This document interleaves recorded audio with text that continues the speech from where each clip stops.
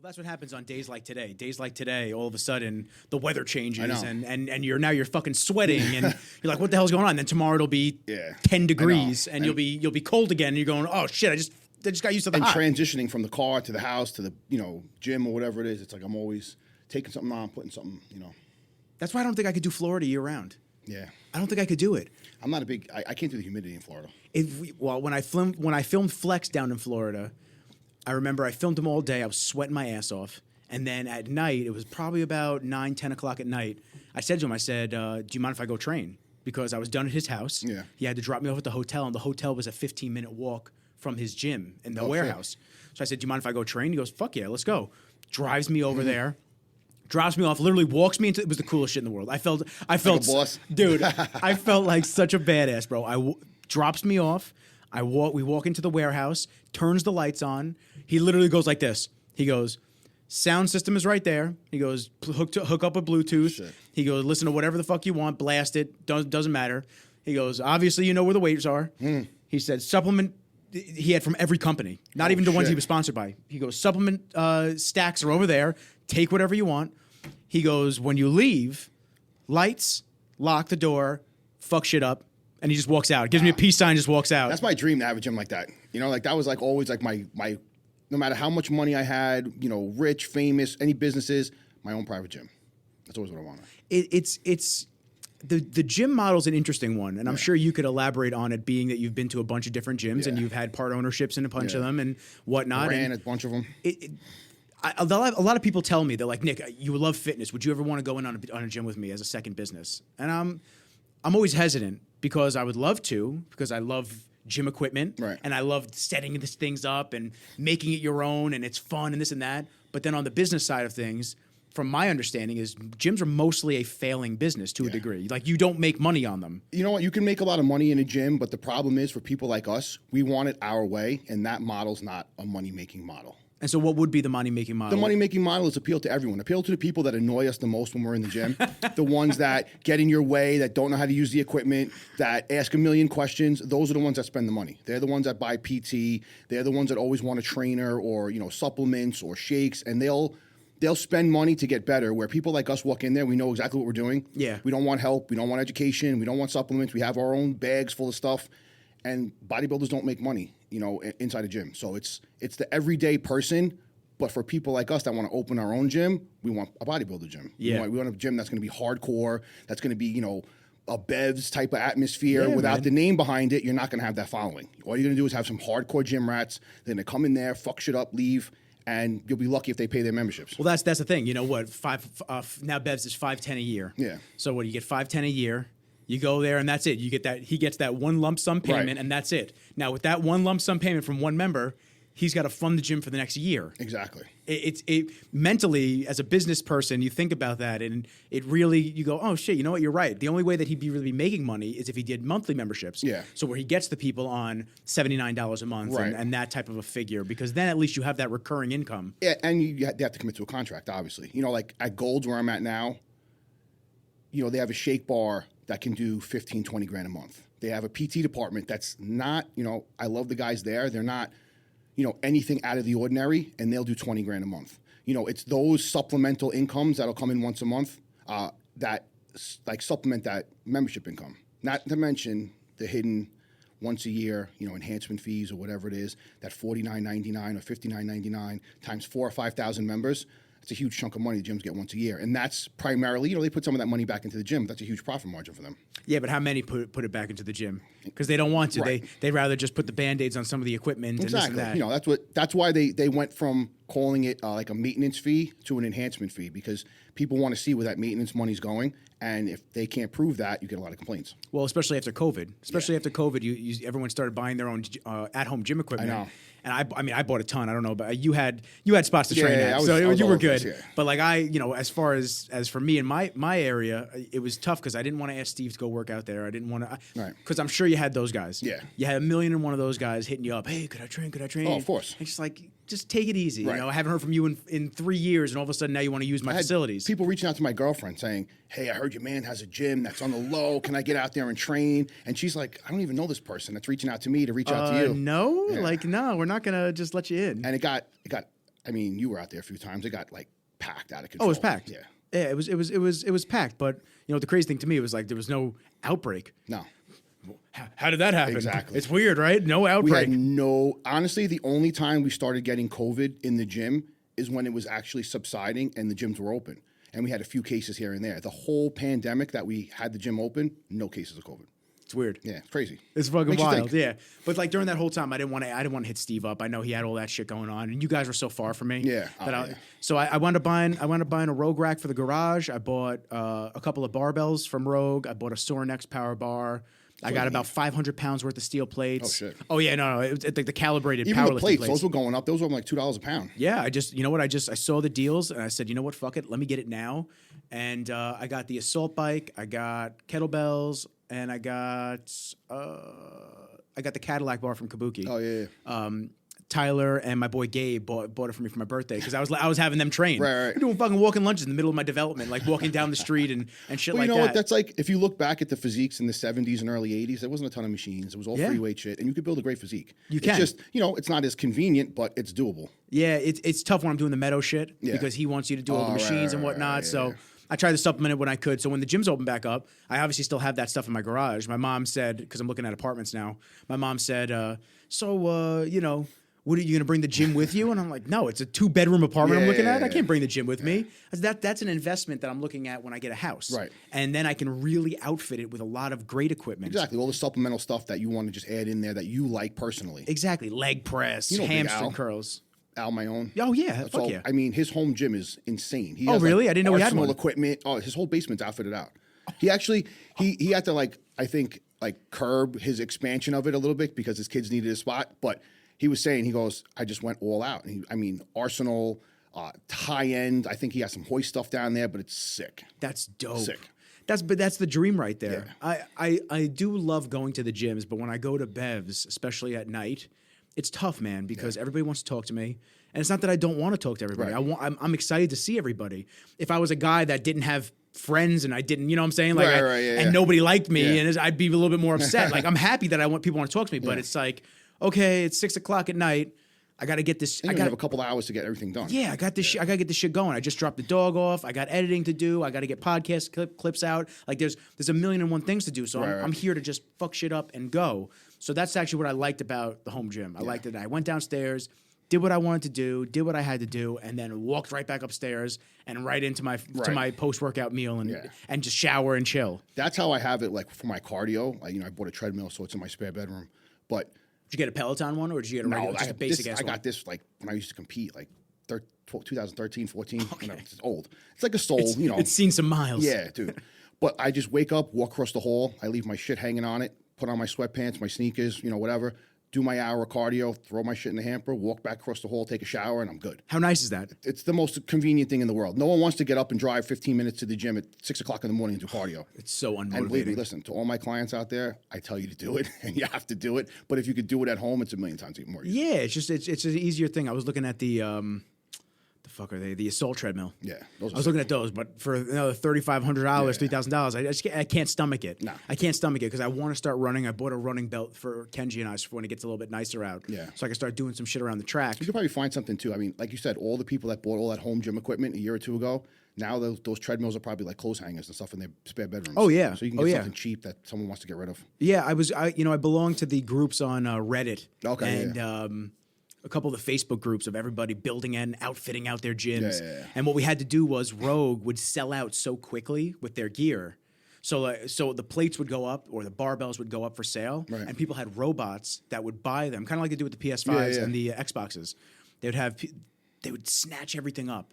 So then we're sitting there with our dicks in our hands, like, oh great, that sucks. And they sell them on secondary market.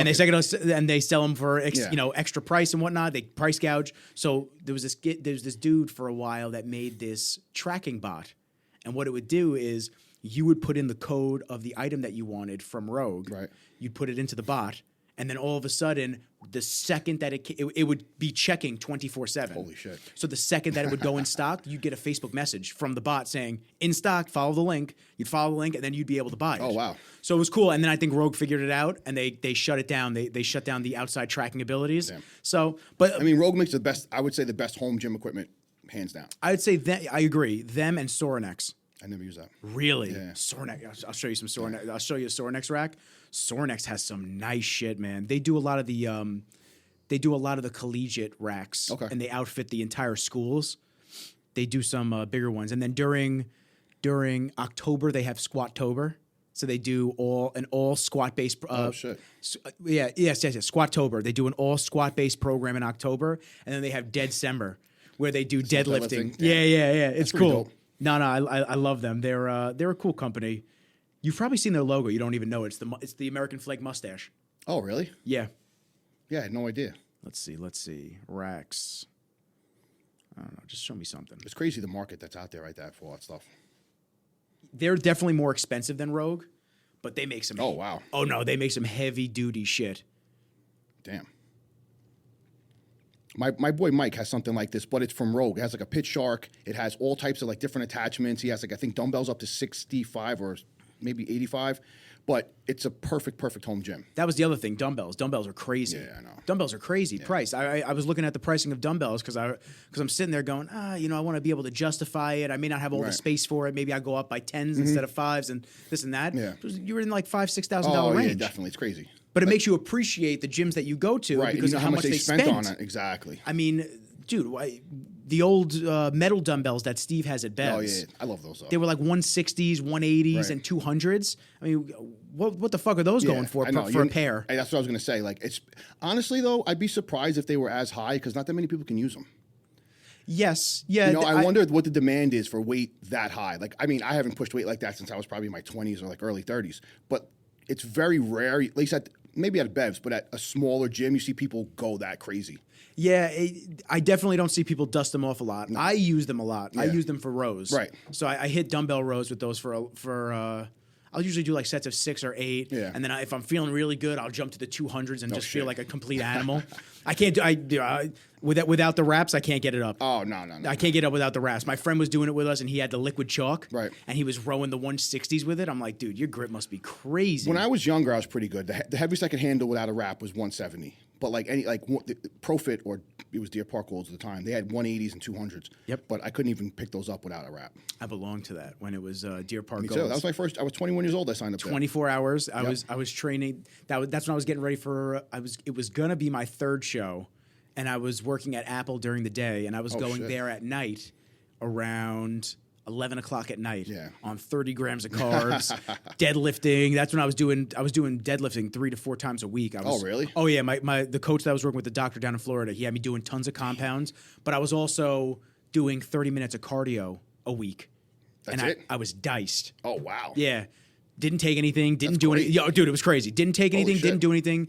And we started transitioning the diet to more keto. Yeah. And it just, dude, it diced me up. And I felt great, but I was doing a ton of compound movements. Yeah. I was pulling, what was I pulling on deadlifts? I was pulling almost 500, and Oh, I was wow. 180 pounds. Holy shit. Yeah. I felt good, man. That's what I'm trying to get back to, but I have to actually start doing cardio again. Oh wow. Damn. Yeah. Holy. How long ago was that? That was in 2015. Oh wow. It's been a while. Yeah. But I mean, It's been a while since my abs poked out. if you notice, all my posts lately are throwbacks. Like, But you always look good. You always have good shape. And I you keep always, it decent, but I'm 40 now, you know, and I don't pretend that I can do what I used to do. Do you hear him lying on my show like that? Do you hear this fucking guy lying, saying he's 40? 40 years old, man. How do you feel, though? I feel honestly, mentally, I feel better than I do physically. That's if that makes okay. any sense. You know, Yeah. like my body's beat up. Obviously, you know, I was a union electrician for 16 years. You know, that put a lot of stress on my body, just constantly pounding whatever it was I was doing at the job every day while still trying to train, while still trying to compete. And of course, you know, I made the mistake that everyone makes when they're younger. I wanted to go out. I wanted to drink. I wanted to, you know, hang out with my girlfriend, and I would get 2-3 hours of sleep, work a 7-8 hour day doing construction, then go to the gym for 2 hours and do it all over again. And after years and years, it just caught up with my body. You know, obviously I tore both my quads, I had surgery, tore both my triceps, I had surgery. So after those surgeries and recovering and coming back, physically, you just, as much as my mental game is still there, I know physically I'll push, and then I'll get hurt. yeah. So I have to dial it back. And it's hard to curb your own mental state when you want to do more than your body's allowing you to do. It's like a tough pill to swallow, to sit back and say, my mind says I can do this, but I know my body won't respond. It's a lot of guys when they come back from injuries. Yeah. A lot of guys when they come back from injuries, and even dudes that used to compete and they used to push heavy shit, and they come in and they can only maybe do the 50s now or the 60s, and they feel less adequate because their body won't allow them to go to that next level anymore. It's definitely a mental, it's a tough, like I said, tough mental pill when you're mentally stronger than you are physically. It's usually the other way around. Usually people can get their mind right, find their motivation, get their drive going, and those people are the ones that usually have the physical gifts to do it. It's just hard for them to get motivated. The person that has all the motivation to physically not be able to do it, that's just like a kick in the dick. Yeah. You know? Yeah, it's tough. I actually wanted to ask you about the recoveries. So what injuries occurred first? The first thing I ever did was tear my right tricep. And again, was it an ego lift? Was it just it wasn't lifting. It was me being drunk fighting in Miami. Oh, Jesus. I was just getting ready to start prep for the Atlantic States. And this is how long ago? 2012. Okay. So I had won the Long Island in 2011. I took second at the Atlantic States in the heavies in 2011.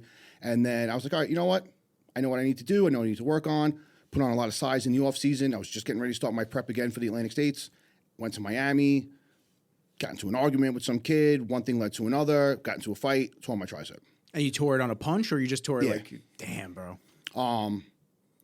And that recovery, because it was my first injury, mentally, I think it probably wasn't as bad as I made it out to be, but because it was the first injury I ever had, I was devastated. Oh, yeah. Getting ready to start a prep, feeling myself, coming off a great 2011 competitive season, and then having to be sidelined all of 2012.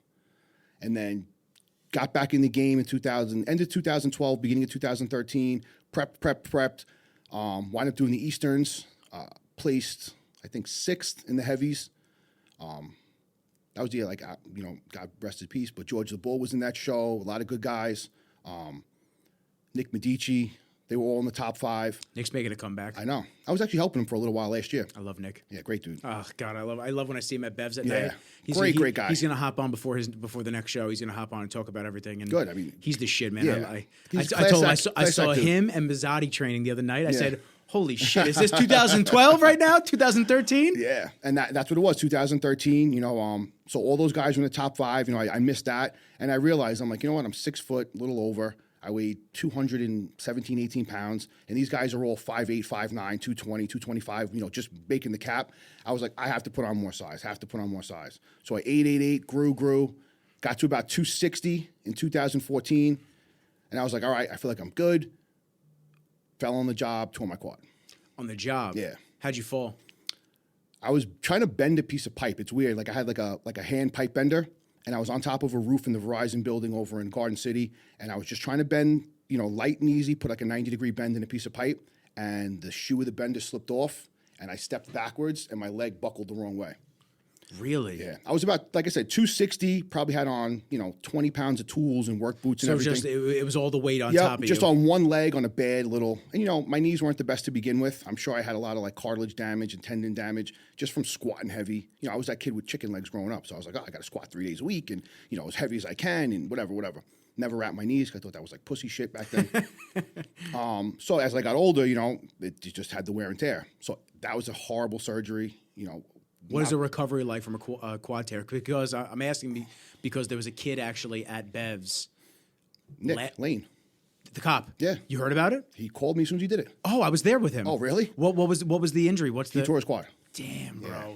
He called me the second he did it while he was waiting for the ambulance. I was there with him. I was waiting with the ambulance with him. Yeah. I picked him up off the hack squat. Yeah. Dude, he's been my client for the past like 6-7 years. Bro, he went down, came back up from what I heard from George Leos.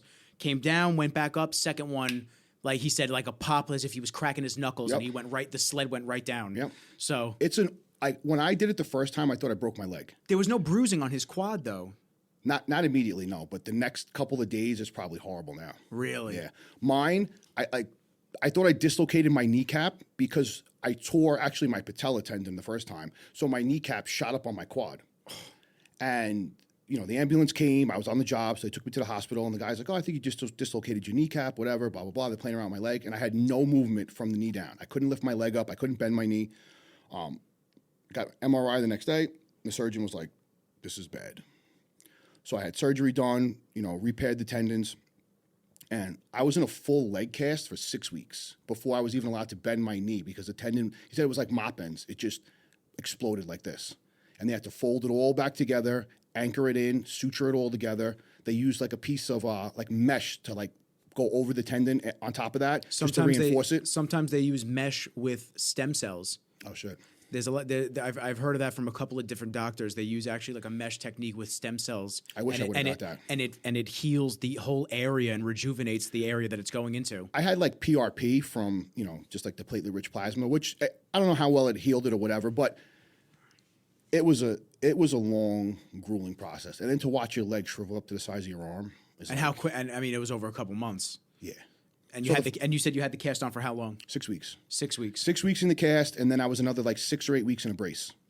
And then I started getting a little bit of range of motion each week, bending at 10 degrees, trying to get that mobility back. Because after being straight for 6 weeks, oh yeah, your leg doesn't want to move. Yeah, and what did it feel like almost like the Tin Man, like you needed oil, right? It just felt like the worst stretch you could ever imagine. Where like, if you don't do it in a gradual way, it would have just tore again. Damn, it was bad. That one was bad. The second time I tore my quad, it wasn't as bad. Same leg or different? Different leg. Damn, bro. And that was, again, overcompensating, dealing with the one leg being torn. I'm like, whatever. You know what? I'm going to get up and I'm hopping around on my right leg, doing everything with my right leg, pushing. Maybe more active than I should have been. And that right knee started to get a little tendonitis, started to get a little inflammation, a little swelling, a little pain. Almost like indicators that something was going to happen. And then it just, 6 months passed, a year passed, I'm into the next year now. I'm back at work. I'm doing my electrical work. Everything's fine, making a ton of money, best job, blah, blah, blah. And my left leg, just still not being so stable, slipped on a ladder, and my right leg took the brunt of my fall, and that quad popped. And you felt it instantly? Instantly. But because I knew what it was, I wasn't so scared. You know what I'm saying? Like it was more angry? Yes. I'm like, you got it. Like it was almost like getting out of prison, enjoying your life for the first time. 10 minutes. Right, and then right back in. 10 minutes, and they go, like, you know what? Are you kidding me? We forgot. We made a mistake. And you're really not supposed to be released for another 2 years. Yeah. And I was like, this is a fucking joke. I got to go through this whole shit again. And I called my surgeon, and he's like, you got to be fucking kidding me. He goes, is it the same leg? I said, no, I did the other one. He goes, you're an idiot. Like literally, he was talking to me like he was my parent. I'd just been dealing with this guy for a year and a half, rehabbing the one leg, seeing all these visits, and he's like, I can't fucking believe you did the other one. So I had to go back in the surgery, repair. Same thing. Yep, rehab. Cast. Yeah, and of course, Camp was taking care of me the whole time. So love my Camp. Awesome guy. And John, actually that's the first time I met John when I tore my quad the second time. John. Amato. That's right. Yes. So the two of them put me through the extensive rehab again. And they actually got me back in the game relatively quick. I had a good mental state this time. I wasn't like, depressed laying on the couch like I was the first time. Dude, it's tough, man. Yeah. It's tough. It weighs on you heavy. When you don't feel well, yeah, everything else is just kind of not in sync, man. Especially with a leg injury, because I was on crutches. So you want to feed yourself. You're in the house. You got to like hobble with crutches to the refrigerator, try to hold shit, hobble to the microwave to heat it up, hobble to the table. Feel helpless. Yeah. You feel helpless. You can't shower. I was wrapping a garbage bag around my leg, sticking my leg out of the shower to try to shower. When I did my right leg, I couldn't drive. I was completely dependent on my girlfriend at the time, and it was a fucking nightmare. Yeah. Nightmare. That's how I was feeling with the neurological shit I had going on over the last summer. Yeah. For me, I couldn't explain what it felt like. Right. So every time my mom asked me or somebody asked me, like, what are you feeling? I can't explain it. And that's hard because you don't have answers. Yeah, I said it almost feels like I'm stepping through the floor and my body is jolting with every step. I can't explain what it is. And I've been good now. I think taking caffeine out and just everything in total. I was already off caffeine for almost a year before when that was happening. But yeah, it's just when you don't feel well, you just feel like shit all over. Yeah. And it's very hard to put your good face on and sit there and go, wow, life is great. You know what? Especially when you identify as an athlete or a bodybuilder, and that one thing that you identify with your whole life is like, even if it's a temporary time taken away from you, then it's like, all right, now who am I? I can't train. I can't like post health and fitness and promote myself the way I want, because I'm not living that lifestyle right now. Gaining weight, I'm getting out of shape. And I'm watching everyone else do all the things that I want to do, And now I'm salty because I can't do it, so I don't even want to be a part of that life. Like, I don't want to scroll and see people training and see their videos and their pictures because it makes me jealous. Oh, well, that's Instagram as a whole. Yeah. We talk about this a lot with different guests and whatnot, and it's always the same. Everyone's got the same thought process on social media and Instagram. Like, there's a lot of good, but I think the bad outweighs the good. Right. And I agree. And it's almost when someone posts when they're at the club, and we're all guilty of it, when someone posts when they're at the club or the food that they're eating and this and that, it's almost... Even if somebody doesn't want to do that stuff, it's almost a sense of missing out on it. It's FOMO. 100%. You're sitting there going, "Damn! Like I'm sitting at home. I'm not doing stuff." There are plenty of weekends where I don't go out on a Friday night, Saturday night. I'm a single guy for most of my years. I've just been single. It's just always how I've been. So for me, it's like, well, you should go out. You should find some girls, this and that, blah blah. And then I don't go out, and then I see a group of guys that I know, and they're around a bunch of girls at a club or something like that, and I'm just going. Yeah. You fuck up? Should you have gone out? And it's just always that second guessing. It's like, nah, man, you got work tomorrow. You're doing things. Like, everything works out for you. That's how I always feel, especially with social media around, like, you know, whether it's New Year's Eve or Halloween or any kind of holiday, 4th of July, Labor Day. And I'm like, dude, I don't feel like being around the crowds. I'm 40 years old. I'm not going to a bar or a club on, like, Memorial Day weekend anymore. And then you start watching everyone doing it, and I'm like, shit, that looks kind of fun. Should I have done that shit? Yeah, man. Oh, you know, you think every year, Halloween you brought up. So for me, Halloween, I don't give a fuck. Yeah. I don't care about Halloween. Neither do I. I don't dress up. I've never dressed up. up, ever. You know what I've done the last like 5 years when I go to a buddy's house for Halloween? He goes, "What are you going to be this year?" Because he loves getting dressed up. I go, what are the 2 uniforms I have from when I worked in retail? I'm either going to be a Best Buy associate or I'm going to be an Apple associate. Or I'll be an out-of-shape bodybuilder. I could be any of those. Yeah. And every day, oh, you're no fun. You're no fun. I go, I don't know. I don't see the fun in it. Spending money on the outfit, going out, getting trashed. Like, okay, like what is it? I'm the same. Where's the benefit for me? Like, where do I get better from it? I know you have at some point you have to let your shoulders down a little bit and relax and enjoy your life a little bit. But I've never been the guy to do drugs. I don't like to feel out of control. Yeah. So, you know, getting hammered isn't an option for me anymore. The couple of years that I did it in my mid-20s, that was more than enough for me. Right. You know, I like having a drink. Yeah, me too. I like going to a nice restaurant, having a drink, and chilling out. That's my night out. That's nice enjoyment. Dinner, maybe hang out at the bar before your reservation, have a drink, sit down, have a nice meal, maybe go back to the bar, have an after dinner drink, whatever it is, and then go home. That's it. And that's fun to me. But things that I wouldn't necessarily consider fun, like a Halloween party with a ton of people in costume and everyone getting fucking crazy. You sit there and you're watching it on Instagram and you go, I kind of like that. Or a Friendsgiving. Yep. When it comes around, you're like, oh, this is so stupid. I'm doing regular Thanksgiving. And then you see the Friendsgiving, you're like, you know, it'd be kind of fun to sit there and everyone hanging out together. But and it's easy, you know, I always tell my girlfriend this too. Like, it's easy to look at all the good things and you don't see the 90 terrible things of that day. All you see is the 10 good things that somebody posted, and it creates that sense of missing out. Meanwhile, you don't know that, you know, their Uber was terrible.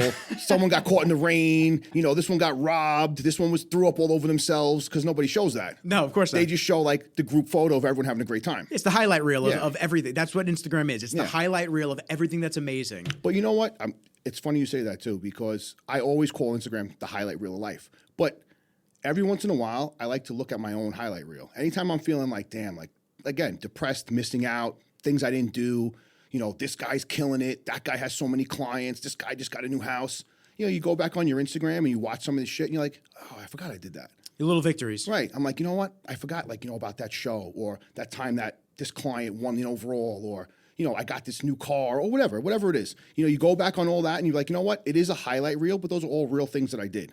And I should appreciate them, because even though there was a lot of shit in between them, I still did all those cool things. I still went to those cool places. I still took that vacation, whatever it was. And like that little self-reflection and appreciation of all those things that you actually have done kind of gets you out of that sense of maybe I'm missing out, or maybe this isn't, you know, the right thing, or whatever it is. So that's what I like to do every once in a while, you know, just sit back and look at my life through someone else's eyes, how they're looking at me through what I post on social media and what they maybe think of me. And I know what my life is really like. I'm like, damn, if I think that of them, their life is probably just the same as mine. Yeah, it's a tough thing. You got to have that balance. You got to have that mental clarity where you understand that, you know, you can't compare yourself. I heard you say, like, thinking of other trainers that are killing it and have a ton of clients and this and that. It's very easy for me with other videographers. And how did he get that client, or how's he doing that? And You have to just be able to sit back and go, damn, I'm doing some amazing shit on my own. Right. My path is my path. Just because they're posting it on social media, they've worked hard on their own shit. You're working hard on your own shit. You got to just appreciate it for what it is. Exactly, and appreciate what you've done. Like I'll never forget, when I did the Atlantic States, I just won the Long Island, and I was, feeling good about myself, and I'm like, you know what, like, wow, I could really do this. Like, I just won an overall, my first show ever. Not that it was anything super, but it was something for me. No, that's huge, and I'm sure the feeling was monumental. Amazing, for you. Best feeling I've ever had. Most accomplished. Most proud moment. My parents there, my friends, whatever. It's right in Long Island, obviously, so it was close to me. Not like I was going to Jersey or wherever upstate. It's exhausting. Yeah, and then waiting 19 hours just to get your award and then get the food. Right, exactly. And then being at the Atlantic States, there was like 15 heavyweights in my class, and I'm looking around, and I thought every single person was better than me. And I'm like, shit, man, that guy's huge. That guy's ripped. Fuck, man, like I'm probably gonna get killed. Then we did prejudging. I wound up getting first call out, in the mix for the top 2 or 3 or whatever. And we're sitting back for the night show, and I'll never forget, Jay Cutler was guest posing, and it was just the heavyweights, super heavyweights, and Jay Cutler backstage. And like Max Charles, Nick Strigili, Phil Viz, like they were all in the show. It was a great show. We're all hanging out back there, and then we start talking. And the way I felt about everyone else is exactly the way they felt about me. They're like, yo, that's the kid that just won the Long Island. He's fucking ripped. He's jacked. He took his shit off. And I was like, fuck, I have no chance. Meanwhile, I'm looking at them the exact same way. And it put it in perspective like, damn, like this kid's afraid of me the same way I'm afraid of him. We're all on equal footing. It's just how we perceive each other. That's the difference. Yeah. There are people there with so much confidence that are like, fuck everyone in this room. Nobody can touch me. And then there are people that are like, damn, I don't know how good I am. Did you compete against Dre? Yeah, right? Exactly. But that air of confidence is something I never had until I started to say, wait, you know what? I'm no different than that guy. I put the hours in the gym. I did my cardio. My physique is just as good as his. It's how I look at myself versus how I look at them. And why should I look at them as better than me? Yeah, I've always had a mixed confidence like that too. Second guessing is very easy for me to do. There's a lot of times where I sit there and I kind of go, "Oh, should you?" I was nervous to talk to you. Oh, get the hell I've out known of you here. for fucking 5-6 years, No and I'm way. like, you know what? He's had all these great guests on the show. They've all been so accomplished. They have so many followers. Like they're such pillars in the social media world. And I'm like, who the fuck am I? I'll tell you who you are. You're a guy that has had a lot of life experience with not only business but the fitness industry, clients, and just dealing with everything. Yeah. And that's what I want. I tell everybody all the time. That's what I want on the show. That came with age, dude. Listen, but there's a lot of people that tell me, "Oh, I'd love to come on your show, but I'm not well known. I don't have a lot of followers." I go, I'm not one of these fucking people that's sitting there. I'm targeting influencers to come on my show. I want average people. Right. I don't need a Kanye West to come on my show. Exactly. I don't need any of these big names. Like, listen, don't get me wrong. It was dope when I almost had Dorian come on. Yeah, that would have been insane. Of course. But I don't need a Dorian. I just need people that have had really good stories and really amazing life journeys. Talk about it with me. Just hang out, shoot the shit, drink some fucking rain. Like, you know what I'm saying? Like, well, you're good at bringing that out of people. That's one of the things. Like, you can engage someone in a conversation and get them going to bring out the best in them, and that's what a good host does. That's 10 years in sales, man. That's 10 years in sales. I was talking about my sales tenure with my buddy Folger, who works across the hall in my office. And I was talking just about all the nightmare shit that I dealt with working sales for years. And during it, I had mixed feelings. I loved retail, but I hated it. Right. Because you're a slave to the store. And during the holidays, they don't give a fuck. They don't care about you. You are just a worker. You're a peon. Like, you get out there and do your thing. But I loved it because I got to deal and interact with so many different people. I got to interact with hot girls. I got to interact with asshole guys. I got to interact with people that were super appreciative. I wasn't supposed to at the time, but I don't think I've ever talked about it on any episode of the podcast. So when I worked at Apple Store in Manhasset right here, I was an expert. So you're like the supervisor for the sales area. Right. So one day this guy comes in, yelling. He's out of control. He's just mad, and he's like, I need somebody from the business team, because we had a business team that dealt with business clients separately than the regular sales associates. Right. He's like, I need somebody from the business team to help me right now. This is bullshit, blah, blah, blah. So nobody was available. Nobody was there. So I walk over and I said, yo, man, how about I give you a hand? He's like, oh, you're going to help me? I said, yeah, I'm going to help you out, man. I said, what do you need help with? He goes, well, if you could get me out of here in 15 minutes, I'll make it worth your while. Okay, sounds good to me. Sure, let's fucking go. He goes, I need to upgrade my mom's phone. She's on my account. I need to upgrade my mom's phone and swap the number. Done. Took me 8 minutes. It was one of the easiest transactions I've ever had. And I didn't know who the guy was yet. So now at the end of the transaction, he just gets to me. He goes, put your phone number in my phone. Okay. Give him my phone number. He goes, if I have questions about Apple stuff, I'm going to call you. He goes, just pick up. Okay. He goes, go down to the restaurant. He goes, you know Bryant Cooper? I said, yeah. He goes, go down to the restaurant, ask for Pierre. He's the matron.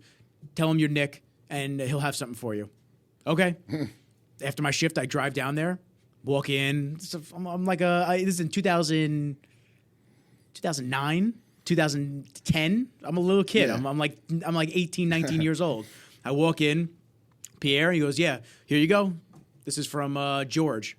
Cool. Like I barely even know who the guy was. Open it up, $400 gift card to Toku, Bryant Cooper, Cipollini. I didn't realize he's the Pole brother. He's the owner of all those restaurants. Holy shit. Yeah. So that's a great friend to have. Oh, he's a great friend. Yeah. I miss him as a friend. Yeah. I haven't spoken to him in years, but every time he had an Apple question, I'd go to his office. I go see Pierre downstairs every single time. Really? $400 gift card every single time. Every single time. One day he's looking. We're just hanging out waiting for an upgrade to go through. We're looking through his phone, and he just goes, "You like watches, huh?" I go, "Yeah. I've heard about Breitlings before I knew anything." He's like, "I said I heard about Breitlings. I really would like a Breitling." He goes, "Do you know what this is?" And I look at the watch. I'm like, "Patek." He goes, "This is a fucking watch." He goes, "This is the watch that you buy," and this and that. I go, "Okay." Went home and looked it up. $100,000, $200,000 for a watch. I said, "Whoa." Have you seen watch prices now? So I have friends that enjoy watches. I love watches. Oh, do you? Love them. So I have a couple of friends that enjoy watches. My buddy Joe, he had he had two Panerais. Yeah. And he had a Rolly. I forget which one. I'm not a connoisseur like that, but he got rid of the Rolly and the two Panerais, and he got a pre-owned AP. Okay. And I don't know. Like, I have friends that get Rolexes. Yeah, I'm a Rolex guy. So I had friends that get Rolexes, and in my opinion, if you're not at that level yet, monetarily, professionally, like if you're just getting started in your career or something like that, and it's not me judging them, it's just how I would hold myself to that standard.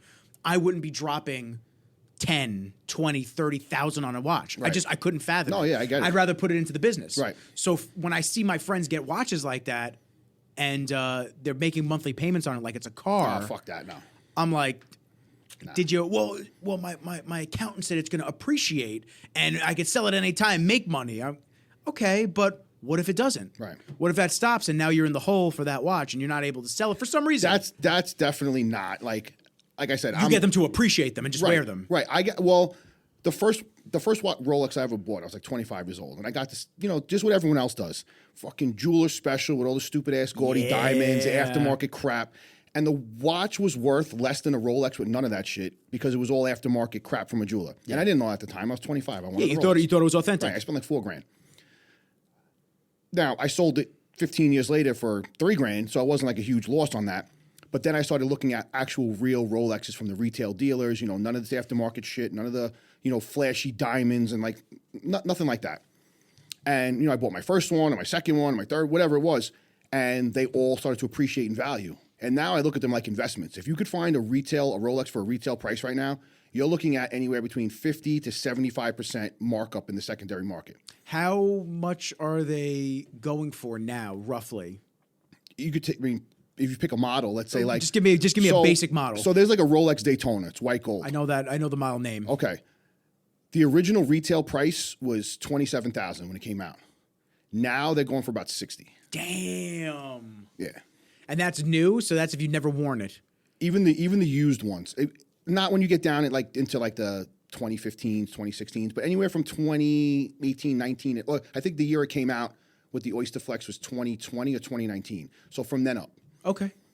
I mean, listen, I would love to have one. I really would. I appreciate fine watches. My dad, when we were in the Bahamas one year, he went to one of the jewelry stores and he got a Baume Mercier.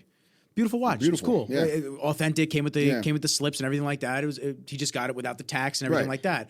Beautiful watch. But like for me to want to spend that, I need to have like some type of a life goal. Of course. I need to buy a house, or my company's got to get to that next level. Right. Like I'm getting super huge clients and this and that. And I go, damn, I feel like I've hit that next level of success. Now I can appreciate getting that's what I did. a memento where I can always remember this moment. Right. My first Rolex, like I said, that was not a piece of shit, but it wasn't anything special. You know, I had like Movados and whatever when I was a kid, and I sold all those to buy my first Rolex. That was when I was 25. Cut to 35 now. You know, I have a business, I have a house, everything's paid, I have money in the bank. And then I bought my first one. Well, I traded that one in to get my first one. And I put a couple thousand more into it. And then, you know, as things progressed and I started to realize the appreciation value of some of these watches, when they came available at retail price, it was almost like I could turn around and flip this right now for a few $1,000 profit if I wanted to. And were you flipping them? I wasn't. But I knew I did, but I knew I could if I wanted to. You know what I mean? And that was just a reason enough to hold on to it. And luckily for me, they just continue to appreciate. So God forbid you're ever in a pinch, that same jeweler that I bought it for retail could sell it secondary for, you know, whatever the value is right now. That's a wild market. That's crazy. Watches, artwork, the NFTs, all this stuff. It's just a very, like, what makes that hold so much value for that? I'm still learning NFTs. NFTs are interesting. I had guys that work across the hall from me. They came in and they sat down and they talked to me about their business. They started their own NFT line. They started a bunch of different things called Chibi Apes and this and that. And they're heavy into that world. They're heavy into the metaverse. You know Louis Abadis. Yeah, of course. So I was smoking cigars with him like maybe a week or two ago, and he was trying to explain it to me too. Like, and I get the concept, but I guess being older and not from this generation, it still doesn't make any sense to me. No, it doesn't. It doesn't make sense. But it makes sense in the terms of you understand what it is and what it's there for. It doesn't make sense with why they're valued at that. Exactly. However, the fine art world does the same shit. Yeah. I'm sure it's a very easy way to launder money. It's a very easy way to clean shit and do that. Oh yeah, that Galaxy ape, that's worth, I don't know, 200 grand. Yeah. And I think that's the people that are really benefiting from that. Right. And of course the younger guys that get into it and they make a couple flips and then they have that money and then they just keep trying to ride the wave. But it's funny, the crypto guys, the stock guys that I see and I hear about all these guys, they show their wins big. They never show their losses. Yeah. And listen, I'm somebody that understands you're going to lose sometimes, and it is what it is. That's part of the business. That's part of what it is. But I'm also very big on transparency. Yeah. You can't sit there with that fake Instagram shit. You can't sit there and say life is amazing when you're actually in the hole 50 grand right now, Dude. and you're sweating that you're making this fake post. I've done it. Like I got into the stock market last year. And, you know, I put a little bit of money in and a little bit more, and then a little bit more. And, you know, I was making money and I was doing well. And I was making a decent secondary income, swing trading. And I got a little greedy. Now, I didn't lose, but I could have. You know, I got heavy invested into Tesla one day. You know, I was making money buying and selling, a couple grand a week buying and selling Tesla stock. So I'm like, I'm going to go all in, you know, I'm going to buy 100 shares, you know, at whatever it was, you know, let's say it was like 700, right? No, it was over 1,000. Oh, okay. It was like, let's say 1050 a share. And I'm like, this is the lowest I ever got it for, you know. I'm going to drop fucking 100 grand on these stocks. And then all of a sudden it goes to 1,000, goes to 950, goes to 900. Goes to 870. Start sweating watching it I'm go. like, yo, I just lost $25,000 in like fucking 2 hours. Did it go back up? Of course. Good. And then I sold it. I made money. But if you panic in that downtime and you get like, oh my God, I'm losing money, let me sell now, you'll lose. If you have the funds to let it sit, it's always going to come back around. You know, just don't invest in crap. A lot of these get-rich-quick companies and these startups that, oh, yo, you know what? They're penny stocks. I'm going to put $10,000 in. They're going to turn around. And then all of a sudden they go bankrupt or something happens. They get a lawsuit. And now your money's tied up for 6, 7, 8 months, a year, 2 years. Those are the people that suffer. If you have extra money to swing trade on blue chip stocks like Apple, Microsoft, you know, Google, Tesla, whatever, Netflix, Amazon, you can make money as long as you don't, you know. You got to watch it, though. Exactly. It's another job. Yep. You got to It's watch it. 100% You another got to job. sit there and you got to make sure you're doing your research Yep. and watching the charts and what watching does the this look government. like? Like right now with inflation going up and you know, obviously the shit going on with Russia and Ukraine, you know, tensions are uneasy across the board, nationally and internationally. It affects the stock market, you know, and that's why we're seeing a little bit of a recession right now. We have 2 straight quarters of downturn like this. That's what it's going to be. Yeah, it's going to be definitely 2008 vibes again. Yeah. It already has them. But see, I'm happy. That's when I bought my house, 2008. Yeah. The market crashed. Nobody could get a mortgage. Everyone was upside down with their interest rates. And I had worked a steady job. I was able to swoop in and get a house at a great price that dropped almost 100 grand in a couple of months because of the market.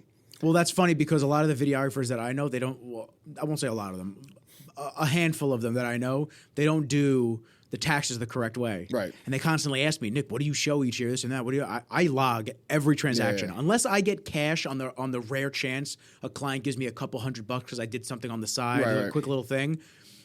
It's very rare that I don't track any of my transactions. Yeah. So my credit score is great.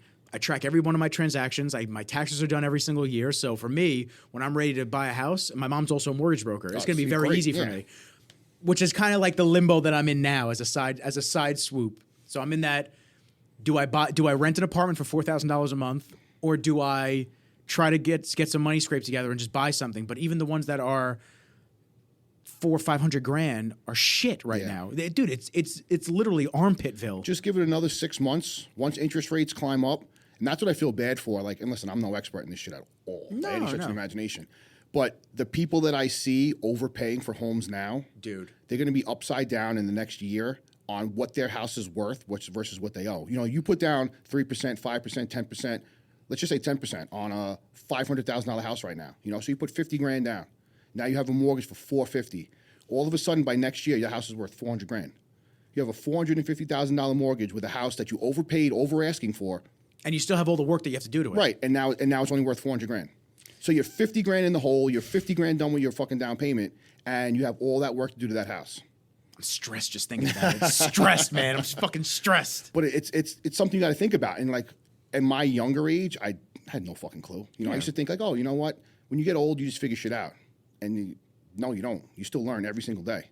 And even now that I'm getting older and getting into more business ventures and trying to take a little bit of a step back from, you know, the active trainer life, I'm learning about, you know, properties and, you know, interest rates and the stock market and, you know, crypto I'm still not too well versed in, but I got like $400 in Ethereum. You know, I don't want to brag, but listen, kind of a heavy roller. Ethereum's the way to go from what I hear. Yeah, just because it's more widely used for the NFT market and this and that.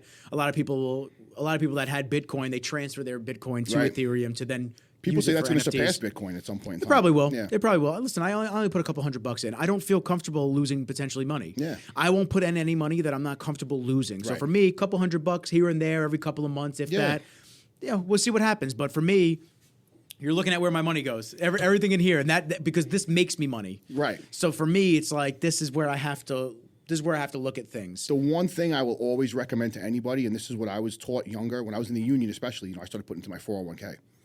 Then when I left the union, you know, and the money compiled over the years, you know, being in there, putting in, you know, whatever I was from my check every week. And then when I left, I took all the money and invested it privately. And now, right out of my checking account every month, $500 goes into that. And the way that interest compiles every year, you know, based on the market's, you know, average of 10% interest a year, 10% increase a year, you know, you'll be really well set up for your retirement, you know, in the next, you're a lot younger than me, but I'll be 31 this year. Okay. I just turned 30 in August. So it's not, I mean, it's not, you're not in your 20s still, but, you know, the earlier you start, the more money you'll have exponentially from where I am. You know what I mean? Like, even if I put in more than you start earlier, you'll crush me over the long term. Yeah.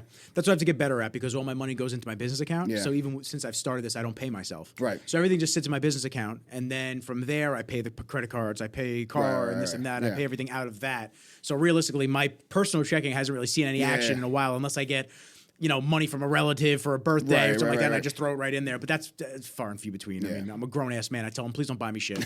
Don't give me anything. Just don't do anything. You want to do something for me? Bring cannolis over for the birthday. That's what we could do instead. The same way. So yeah, I'm kind of getting into that. I gotta start saving. I gotta start doing stuff. Apple stock. I have a ton of Apple stock from when I worked there. It's great. They hooked you up like crazy. So, and that was before they split the first time. Oh wow. Yeah, no. I've got quite a bit. So of that's a Apple great stock. asset to have. Oh yeah. And I have a feeling it's gonna just keep going up. So of course. I'm just sitting on it, but I'm also in that nervous category where you go, how long do you sit on it before you start? You should take some out and then save some of that and let that money keep rolling. What do you have, like a Ameritrade account or something like that? Or? E-Trade. All right, so yeah, even that, like, you know, you get a little bit of education in what you want to look at and say, hey, you know what, maybe I'll sell 20% of my Apple stock and I'll buy something else with it. You know, and leave the money in there and let it roll over into something else, and that's what you play with. Yeah, that's part of it where I get nervous. I don't want to lose shit. So tell me, man, I want to know what got you into fitness, man. What got me into fitness? Because you said you had the chicken legs. Yeah. You had the chicken legs. So honestly, genetically, how were you built when you were younger? I was built, believe it or not, it's weird. I had the two different body types. When I was younger, I was like short and like stocky, chubby. And then all of a sudden I hit my growth spurt and I was tall and skinny. Like I remember playing PAL football. We had a weight cap of like 105 pounds when I was 9 years old. or at 8 years old, and I was like 99, 100 pounds. And like I was like, fuck, am I gonna make the weight every week? You know, I had to weigh in before my games. Every week? Every week before the game, you have to weigh in. And if you were 1 pound over, they wouldn't let you play. Really? Yeah. Damn. So, you know, at 8, 9 years old, I started playing football. And then all of a sudden, you know, I was just to give you a reference, I was a nose tackle and a center. And so I was the biggest kid on the team. I still have a monster, ginormous head. But, you know, then I get into my 11, 12 years old. Now I'm like, a tight end and like a linebacker. And then I get into high school and I'm a strong safety and like a tailback. You know, I just kept getting taller and thinner, and everyone else kept getting bigger and wider. And I was like, they kept taking your positions away, right. So smaller ones. I started doing more skilled positions, and then I was like tall and thin. You know, 5'11", 140 pounds, like nothing, 150, 60 pounds maybe tops. When I graduated high school, I just hated the way I looked. I hated the way I felt. My dad was always into working out. You know, he was short, stocky, and everyone always gave him so much respect. All my friends. You know, all my friends' dads, like, oh, your dad's jacked. Your dad's huge. Everyone's afraid of my dad. He was so big. He was, and I'm like, I want people to look at me like that. I want people to feel about me the way they feel about my dad. He walks into a room and they give him respect. He looks great in his suit, looks great in the t-shirt, looks great in the tank top. And everyone's always like, shit, Mr. McIntyre's huge. Mr. McIntyre's jacked. Don't, everyone's afraid of my dad. They tell their own dads to fuck off. And my dad would come in the room and they'd be shitting bricks. So, I just had so much respect for the respect that he got and admiration for that. And I said, I want to be treated and I want to feel like that. I get that. So I started training and, and I'll be honest, I grew up in CI. It was a rough neighborhood. Being biracial, you don't always fit in someplace. You feel like, damn, I'm not black enough for the black kids. When I'm too black for the white kids. It was, going to St. Anthony's too, being fucked up, treated weird. That was like a niche where I could just do my own thing. Get in my own head, get in the gym, start training. And it didn't matter, what I did that day or who my friends were. It was just me. And I felt so fulfilled and satisfied with that. And I started to put on size, and then... Where were you getting your information from? I mean, back then, this is what, 95, 96? It was like Muscular Development Magazine, Yeah. Flex. I would literally every month, I had a subscription to everything. You get the magazine subscriptions from school? Yeah, I'm of like, course. Flex, Muscular Development, whatever it was. I need them all. Muscle Mag. And my parents were cool. They supported me.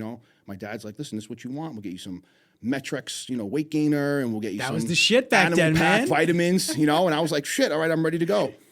And I just kept going after it. And I remember my father being so proud of me. And I was like, shit, this is a great feeling. So the more I did it, the more pride I felt in myself, the more pride I felt from him, the more admiration I started to get from friends. And then, all your childhood boys are like, yo, can I come to the gym with you?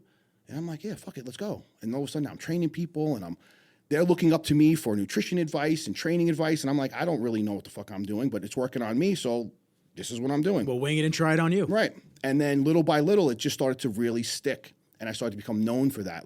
I'd meet a guy at the gym. He's like, what are you training tomorrow? I'm like, oh, yeah, chest. He's like, you mind if I work in with you? What time are you going to be here? I'm like, 3 o'clock. He's like, all right, I'll be here at 3 o'clock. And I start training with that guy. And then we get another guy. And then we start, hanging out on the weekends. And we started going to shows, back when things were at Tribeca. I missed that. Yeah. That was a sick venue. Great venue. I started going to competitions and seeing guys compete. And I'm like, I want to do that. And it took me a while to get from, Neptune's party me to bodybuilder stage me. But that transition was a good one. I needed it. I wasn't ready at an early age because I didn't have the mindset to compete. I'm like, I'm not going to shave my body and get, in a Speedo and start flexing in front of people. And then as I got more confident in myself and I realized, hey, you know what? I could probably do this and do well. I took that next step, and that's all. It was downhill from there. That's all it takes. It just takes a little bit of that intro feeling of the body changing, Right. the mind changing, and then that little bit of everybody asking you for advice that you start going, oh shit, I really do enjoy this. Exactly. Like I said, for me, I have no problem admitting the lack of confidence I had and the confidence that I got from bodybuilding. The confidence of feeling better in my own skin. Obviously, me growing up in the 80s, Arnold Schwarzenegger, Sylvester Stallone, Jean-Claude Van Damme, these were all giant stars, jacked, ripped, Rambo, Commando, Predator, all these movies. And I'm like, damn, I want to be like that guy. Every blonde, hot model had some jack dude on her arm, G.I. Joe. Masculinity. Yeah, They were showing it off back then. Right. That was actually part of that little video I made on TikTok today. Yeah. The dude was asking on Jamal's statement. I saw that, yeah. And I just said, he said, do you think people are just more in control of their emotions today, or do you think that they're kind of beating down men? And that's 100%. I said I think it is too. Yeah. If you speak out against that, or you say that you miss when they glorified a strong masculine man. Right. Oh, you're toxic. You're toxic. Look you're being at toxic. every, action figure, every cartoon, every motion picture action star from that era. They were all big jack dudes. Like He-Man went from like the little wimpy prince, whatever, and he pulled out his sword, and he was all of a sudden this jacked monster that could beat everybody. All the comic book characters and everything were always jacked, and Superman and Batman, they always looked like they were 260, 6'2", jacked. And that stuck when you were a kid. That was... Well, it leaves an impression on you. Right. And then you see these as your role models along with your dad. Like 100%. I want to be like this guy. I want to be like He-Man. Masculinity was celebrated. Yeah. It was something that you strive to be manly, to be able to, not that it's right now, but to kick someone's ass, or to be, jacked, or to be authoritative. To hold your own. Right. That was how I was raised. That was the culture of the time, and it's something that I wanted to be a part of, and that's what I got from bodybuilding. I wasn't into I was never a fighter. If I ever fought, it's probably because I was shit scared that I was gonna get my ass kicked, so I just attacked first, rather than be attacked. But, it was the body image that I really wanted to master. I love to be in control of my own physique, and I love to bring that out, and I love the respect and the feeling that I got from other people for doing that. Yeah, you definitely see a difference when you change and how everyone looks at you differently. Right. I was 270 in high school up until... Holy shit. 10th grade, man. Up until 10th grade, and then I went to summer school for gym, and I went to summer school for math, and I was walking the track for like 4 hours a day in the middle of July and August heat. And I was doing a keto diet before I even knew it was keto. Right. I was going to the deli and getting cheese and turkey and rolling it up and just eating that without the bread. Yeah. And then we were playing handball every day and this and that. And I dropped from 260, 270 down to like 190 in one summer. Holy shit. No, it was wild. It was Damn. wild. Yeah. And then that next year when I came back, everyone was kind of just like, oh, what's going on? Girls were talking to Right, me and yep. guys were respecting me more, and dudes who used to talk shit to me and bully me, they were like, oh shit, okay, like Right. Nick's serious now and he knows what he's doing and this and that. And It's a good feeling. really good feeling. Yeah. It's a confidence booster, but it could also go to your head real quick. Right. That's the thing, you have to balance it out. And a lot of new guys, that's where they get that ego lifting. I did that. Oh, we all do. Of course. We all do, but it goes to your head really quickly. I tell a lot of the younger guys now, just stay in your lane. Yeah. Keep that progress going. Don't worry about anybody else. Don't try to keep showing up and outstunning everybody. Right. Just you're gonna do that in time. Just you gotta just do it at your own pace. Luckily for me, when I was growing up, there was no social media. So there was no way to I'm right on brag. that edge. I There was fucking no way hate to it. boast. There was the best me that I've ever been, no one's ever seen because there was no camera phones. There was no cell phones, period. It was just me in the gym at 22, 23 years old or 25, whatever I was, squatting 5 plates, deadlifting 6 plates, benching 4 plates, and you'd be in the gym for 2 hours. No phones, no nothing. You did it without that recognition? Exactly. Really?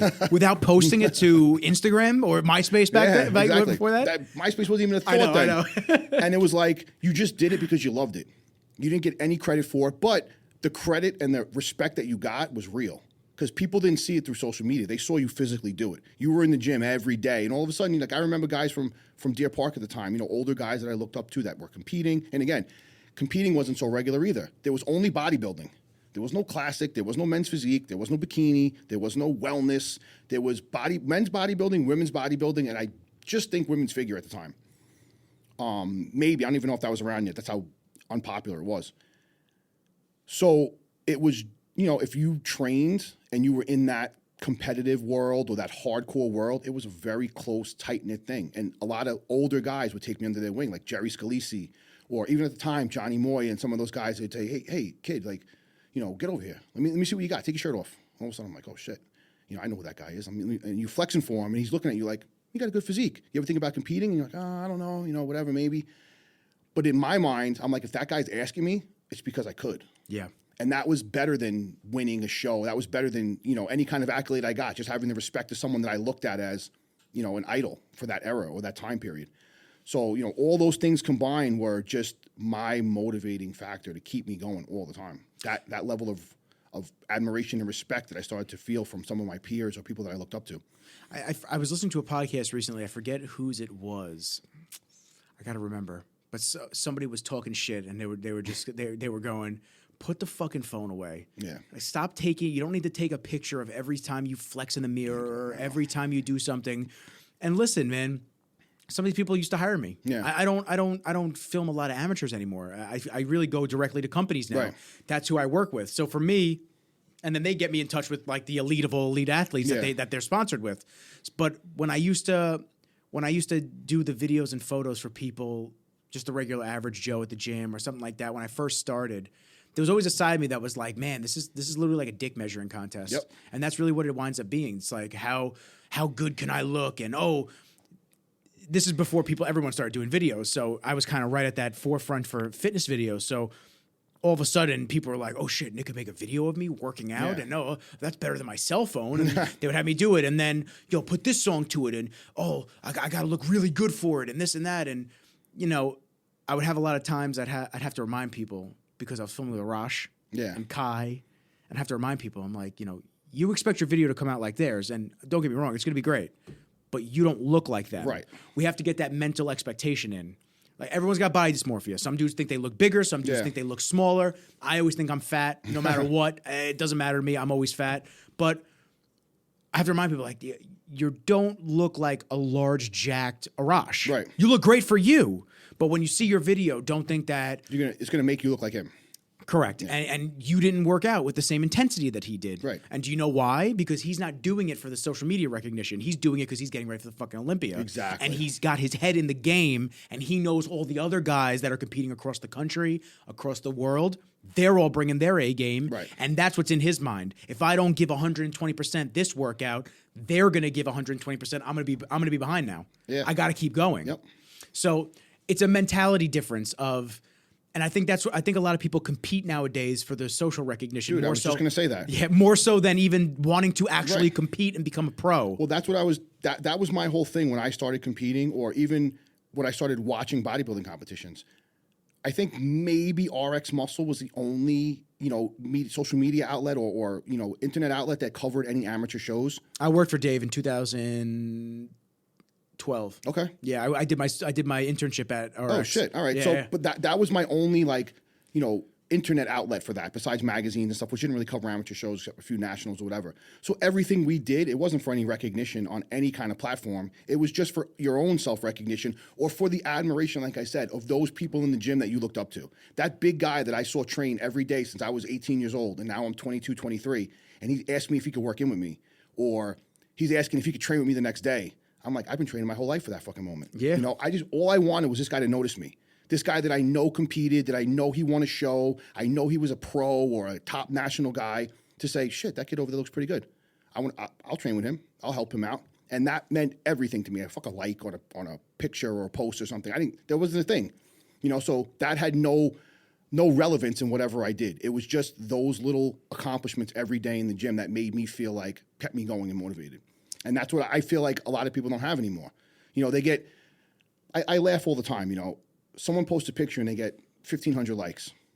Someone posts a picture, looks 10 times better, has no following whatsoever, they get 200 likes.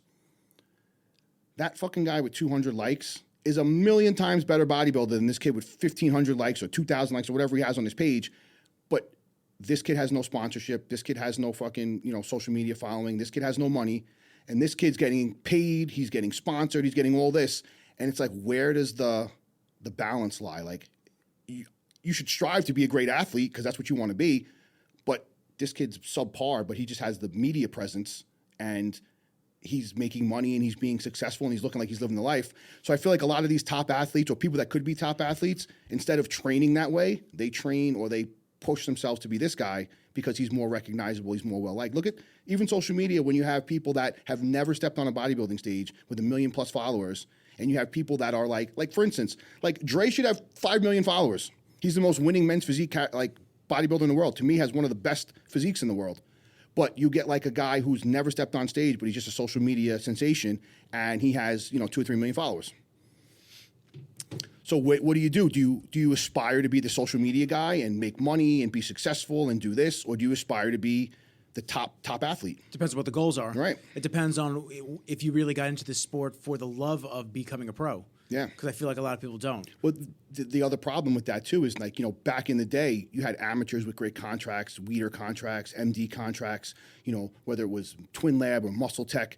Now it's like there's no contracts really given out unless you have a good social media presence. It doesn't matter what shows you've won or how good you are as an athlete. So if you want to make a living in this sport, like for me, I wouldn't be on social media half as much as I am if it wasn't for me making money.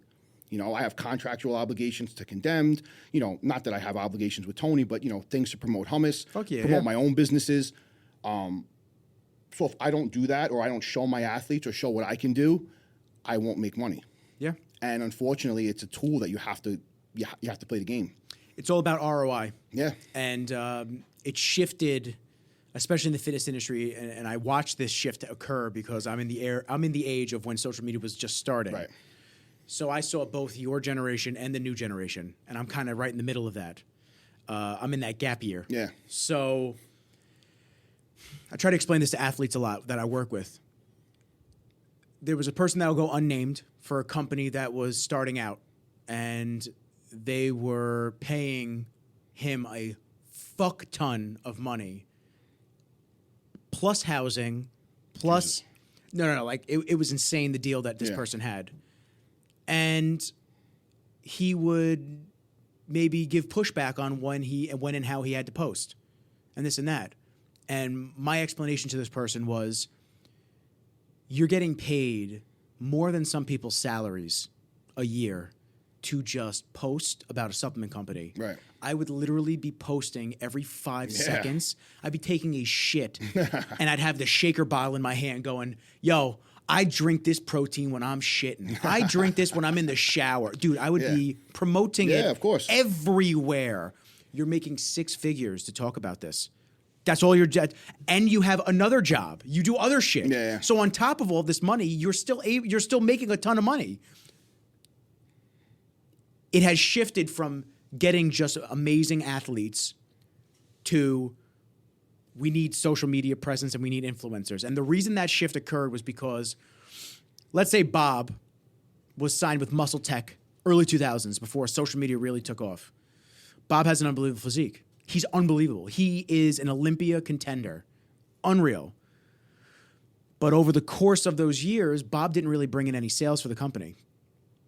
So we're getting recognition from Bob talking about us and from our little sponsored ads that we're putting in magazines and everything like that. But besides that, we're not making any money off of Bob. Yeah. And if we're paying Bob $8,000 a month, let's say, we're just paying him money and free supplements and his travel and everything like that to then not make money. Right. So now you have an influencer comes along, let's say 7 years later, 8 years later, you have an influencer that comes along for the same company, and they go, well, we don't give contracts out like that anymore. But what we will do is we'll give you a percentage of your sales, and we'll give you a small flat fee per month that you're going to get paid. And they sit there and they go, okay, cool. Now, the people that don't hustle won't promote that product, and they won't make any money, and eventually the company will drop them. Right. Or you have athlete B who will work their fucking ass off. They'll make badass content, whether it's photos, videos, informational guides, whatever it might be. They will really put their heart and soul into that obligation to the company because they know 2 things. Number one, I'm getting paid, let's say, $2,000 a month by this company. Great. $2,000 a month that I didn't have before then. But on top of that, if I sell a bunch of supplements with my code, I'm going to get 20, 15, 20, 30, whatever, how many percent of that sale. So if I can reach a wide audience and convince everybody that they should be taking this stuff, I mean, I'm going to be making a ton of money. And then the company sees the sales, they keep this person on, and the relationship grows. So there's a lot of athletes that flip-flop with companies. Right. Oh, yeah. We see it all the time. See it all the time, dude. Oh, I'm with this company. I'm with this company now this week. Oh, this is the best protein I've ever had. This is the best pre-workout. Oh, blah, blah. It's like, dude, 6 months ago, you were with 4 other companies. What's going on? Yeah. And you realize it's because, not necessarily because they don't have a good social presence. They don't have to have a huge social presence, but they have to have a presence where they're making the company money. Right. Otherwise, you're a loss for the company. Well, that's like, honestly, I mean, in two ways, I relate to that the way I am now. Like from my own business, whether it's coaching athletes, I have athletes that bring me other athletes. You know, like their posts on social media, they're constantly tagging me. They're constantly praising me, constantly blowing me up, constantly reposting my shit. I don't charge them anymore. I'm like, you're way outvalued yourself to me by the money that you bring me from other people, by the social media presence that you put up for me. So as, you know, a business owner that is in the health and fitness industry, I see the value in certain athletes over other athletes. Like, why isn't that guy paying you? I said, because he brought me 10 clients this year that are all paying me top dollar. What did you bring me? Nothing. So you're going to pay until you bring me somebody, unless your value becomes more than your actual dollar amount that you pay me monthly. And like, you know, being with Condemned, it's another thing. You know, I don't have a huge social media presence. I don't compete anymore. Some of the guys I have on the team are, you know, like Justin Rodriguez, you know, he's getting ready for the the Arnold. But I'm on the same, you know, promotional team and the same sponsored athlete team as him, only because of the influence that I have over my small group. I don't have the large following, but the following I have is very attentive to what I say, very loyal, you know, and my sales reflect that from the products that I promote. That's why starting my own clothing and supplement brand was, you know, something that I wanted to do, because I felt if I could bring other companies money and with my small influence, why not bring it to myself? Correct. You know, but getting back into what you were saying too, even about the athlete A and athlete B, sometimes I feel like we were talking about put the phones down, just get in the gym and train. When athlete A, who really just gives a fuck about the business, could be an athlete B who's good on social media, would his success actually competing suffer if he spent more time taking selfies and more time taking videos, Maybe more times, you know, worrying about what his social media was doing rather than just getting in the gym and grinding? And it's a hard line to balance for these guys. Maybe not. Yeah, who knows? But that's what I'm saying. It's a tough road. It's also personalities. It's also different people's personalities. Yeah. You know, some people are just totally not into that lifestyle of they feel like it's a dick measuring contest constantly. And it is. It really is on social media. 100%. Especially between photographers, bro. Like, dude, everybody's like trying to always boast about what client they're with and shit like that. I don't know, dude. There's so many videos I make that I don't post, and it's you know I never try to have a client think that it's because I don't like what we made. It's just because I just it's a portfolio for me in certain ways, but at the same time, I don't want to be that guy that's just flooding my page with all of my work. Like I flood it with the podcast, I flood it with different things and stories of the dog and stuff like that because I try to break it up. I don't want it to all be. People want to see your real life. Yeah, that's one thing I noticed about me. When I just was posting athletes and my page was just a business page, you know, it was in its infancy, but nobody really gave a shit. No, they don't want to see some faceless person they don't know. I get more likes on pictures of me and Darian than I'll get on anything of myself or any client. I was going to say that because when I put up a video or a photo of a client, maybe 100, 200 likes, this and that. Bro, I put up a picture of the dog or me, like 300, 400, 500 likes. I'm like, what the fuck? It's crazy, But that's why they're here. They're here to see me. Right. And that's why the podcast has such a good influence right now because people get to see my guests. They get to see me. We get to just literally kick back and just have a conversation. And that's all it needs to be. And that's what I want it to be. It's like you have a question about what I think on certain things, ask me. I'll answer it. I'm not Joe Rogan. I'm not any of these fucking people. Maybe one day, maybe not. Who the fuck knows? But for right now, you could be. Yeah, but right now I'm having a good time, and that's all I want to do. Like, so if this is a way that people can tap into what I do on a daily basis, you know, I had the last 2 podcasts. John, I had the Voice and Rizzles. And then I had Brajol Brothers with Tyler. Yeah, they were both great. But for different reasons, they both disbanded, and then we broke them up, and it's okay. And that's why this was like my last one because I had so many. I wasn't going to do another podcast, but so many people messaged me like, "Damn, I'm actually upset that you're not doing it with Tyler anymore because the first gap was John and I, then Tyler and I, and then after that it was kind of like, oh, we're really pissed we don't get to hear from you anymore, and you're not doing any segments and blah blah blah or guests." And I said, all right, I guess this is something that people really do want to hear from me, so. This is it. I said, this is the last ditch effort. You've been killing it with this one. This one's fun, man. This one's cool because it's just conversations, like you said. And that's all I ever wanted it to be. I don't want it to be like a radio show and now we're gonna go to our next segment and this and that. I've always related to talk radio. I used to listen to Ron and Fez. And I used to listen to Howard Stern. I was a huge Howard Stern fan. Before he's now he's a fucking asshole. I haven't even listened to him since he went to satellite, but he's an idiot now. Now he does nothing but lick the boots of Hollywood, and I can't agree with that. Oh, it's bad, dude.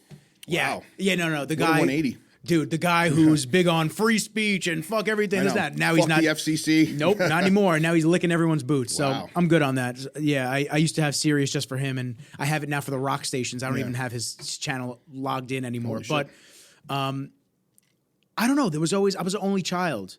So for me, I always liked hearing noise in the background, like people talking, and you learn things. And this is before podcasts even came out. So for me, this was always a nice venture to get into because everyone's journey is different, but everyone has a lot of similarities. People experience heartbreaks. People experience deals fall through. People experience different things that really make it hit home certain topics. That's why those topics with Dre and Jamal go crazy on TikTok. Because they hit a chord with people and they share it and they comment on it, whether it's for the positive or negative. And they're very genuine with their beliefs and their feelings. Oh, yeah. So when you speak to them, a lot of conviction comes through in what they say. Yeah, man. You know, it's funny because I watch how some of these people talk to Jamal. Yeah. You know, because Andre didn't give a fuck about TikTok. He doesn't have one. Yeah. Jamal made one. And I'll tag him when someone says some shit about him. I'll be like, here you go. You want to say some shit? There you go. You defend yourself. You talk to the person that you're talking to. It's because it's not me. And I listen to some of these people, they're just like, oh, yeah, internet tough guy and this and that. It's just like, yo, you would never say, you go back to keyboard warriors and people that are hiding behind a phone. Like, you wouldn't press Jamal ever and he's in not person. a guy, he's not even a threatening guy. Like, he's such a nice, humble, quiet, soft-spoken. Like, if you meet him in person, you couldn't even get mad at him unless you already had that in your head. Yeah, exactly. And Dre too, man. Yeah. People get the wrong impression of Dre all the time. I feel like they see Dre, they go, oh, I told him on the podcast, I had a bunch of people ask me, I go, yeah, I shoot with Andre Ferguson every now and then. We're boys. He comes on the podcast, this and that. Oh, is he nice? Is he an asshole? No, he's a nice guy, man. Well, I'm like, Super why? Nice why? guy. Because you don't know him personally and Yeah. you just hear about the drama that he gets into because he's very vocal on his opinions. Yeah. It is what it is, man. Like, I'm sure I've been mistaken for an asshole. I'm sure you've been mistaken for an asshole. We all have people that have said bad things about us. My whole life, because I've been, I used to be kind of shy and quiet. And again, not really knowing where I fit in. I had my own insecurities. But people took that as me being a dick. Just because I wasn't very outspoken. Or I'd sit in a room and not really talk to people. And like, oh, does this guy think he's better than us or whatever? He's a dickhead, doesn't want to talk. And I'm like, no, it's just because I don't really know what to say.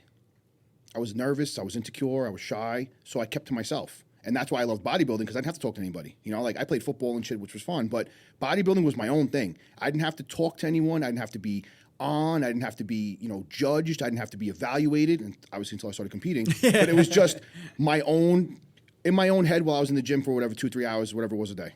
But I get it. Yeah, the people's perceptions are very people's skewed. perception. Yeah. I mean, there was a kid arguing with Jamal last night.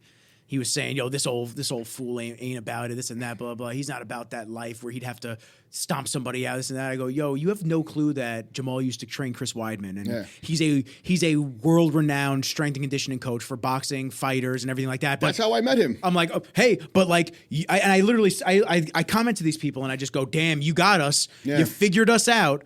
I've had guys say, oh, look at these two sitting here trying to pretend like they're famous on a podcast. Not trying to do any of that. No. I'm glad you think that I look like that, but that's not what this is at all, man. But that's because that person sees you that way. Yeah.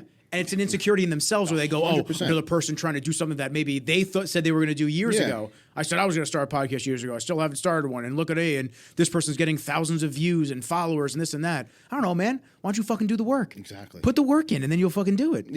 The time goes by either way. Yep. Don't get me wrong, man. There's plenty of days where I'm tired as fuck. And I have to, Corey? Yeah. I had him on the episode last time. I still haven't done his video because I've been working on client videos all week. Right. So I still got to get his video up for YouTube and start getting clips out for us. I have to work on his and yours in the next 24 to 48 hours. Right.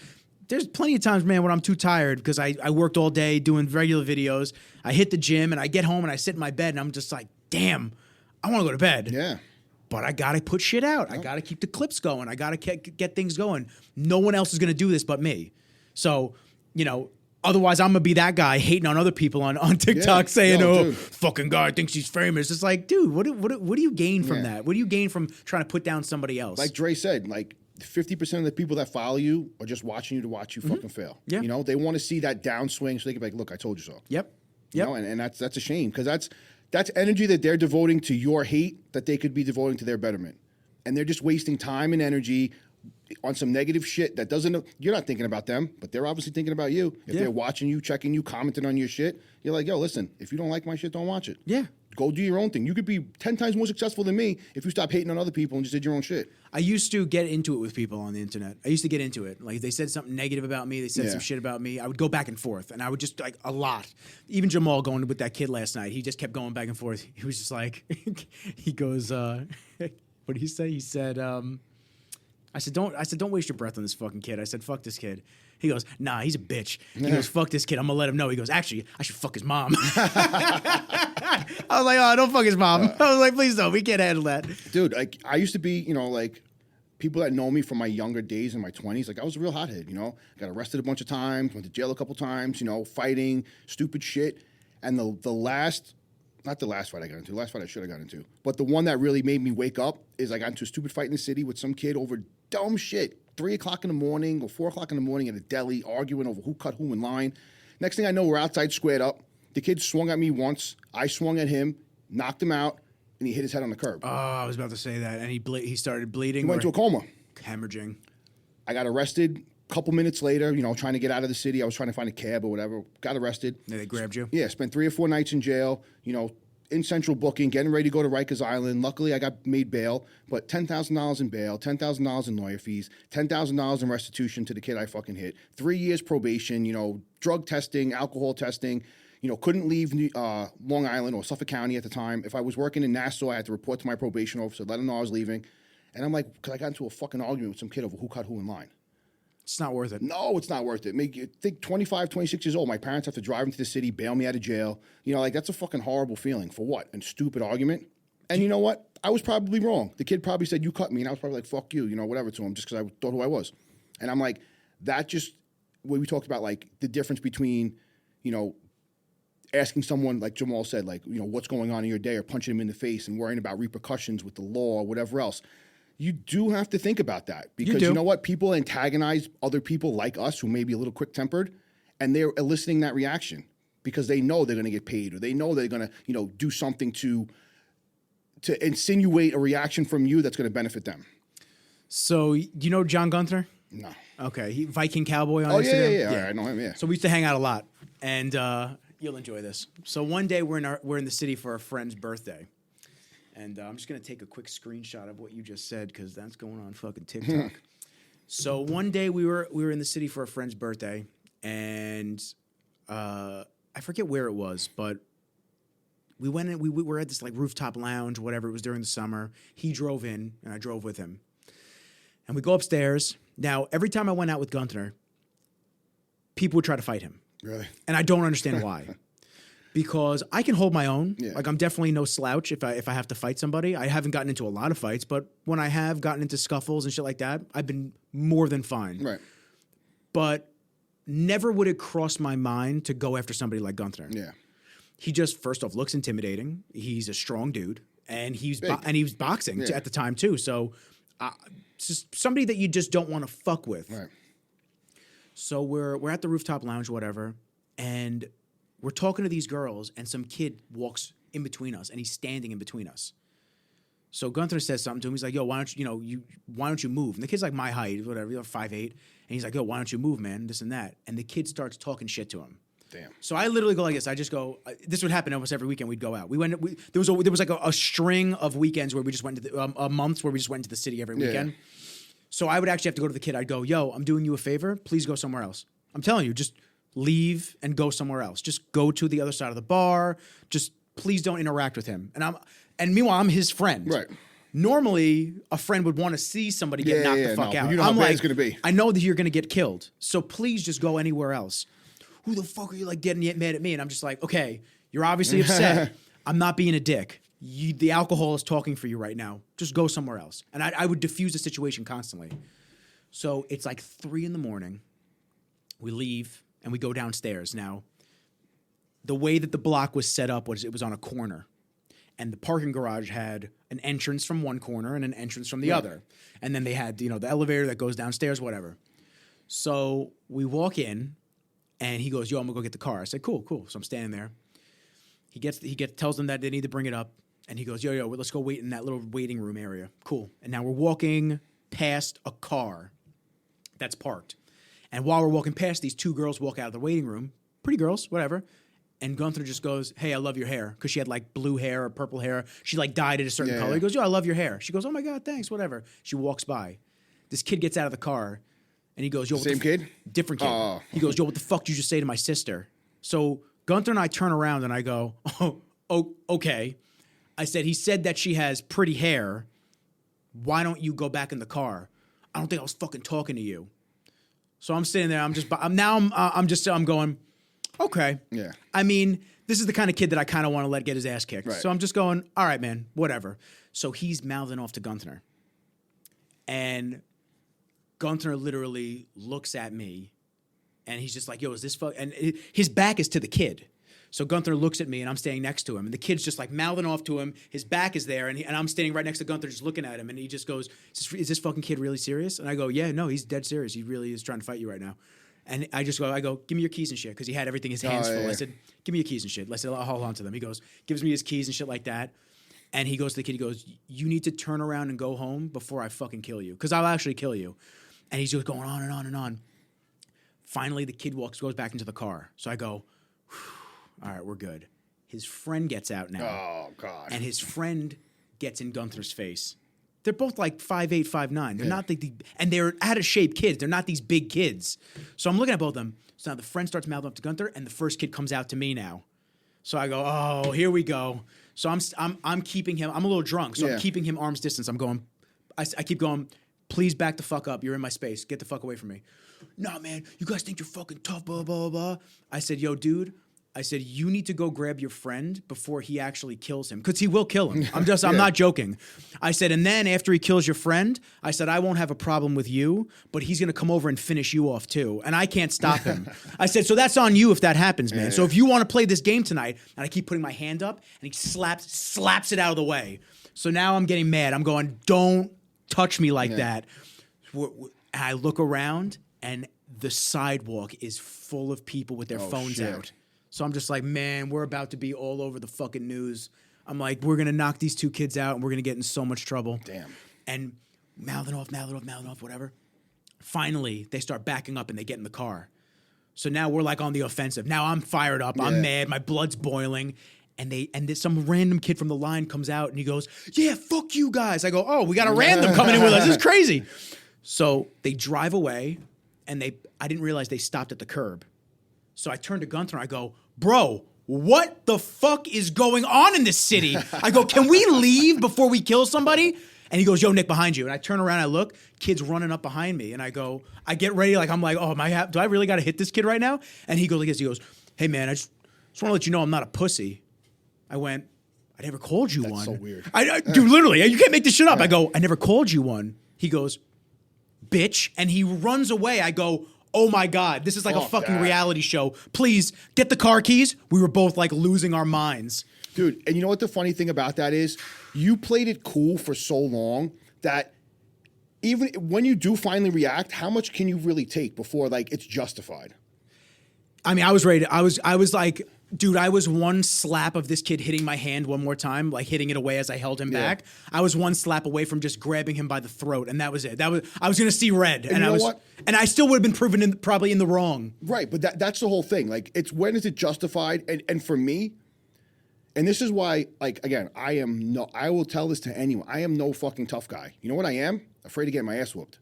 If that kid would have rushed me like that, I would have been so afraid that he was going to catch me off guard. I would have laid into him. If he had a crowbar. Anything. I would have laid into him in 2 fucking seconds because I'm afraid that he's going to get me first. Yeah. Like, people are like, oh, like, you're so quick to throw hands. Like, no. I'm afraid to get my fucking ass whooped. I'm afraid that I'm going to let a situation get out of control where there's no getting it back from me. So what do I do first? I try to react and stop, and then I'm looked at as the bad guy. Like, oh, you fucking punched this poor kid in the face, or you did this, you did that. I was fucking scared that he was gonna jump me, or whatever was gonna happen is gonna happen. So yeah, you know what? I knocked him out, but it wasn't because I wanted this. It's because I felt like I had no other choice.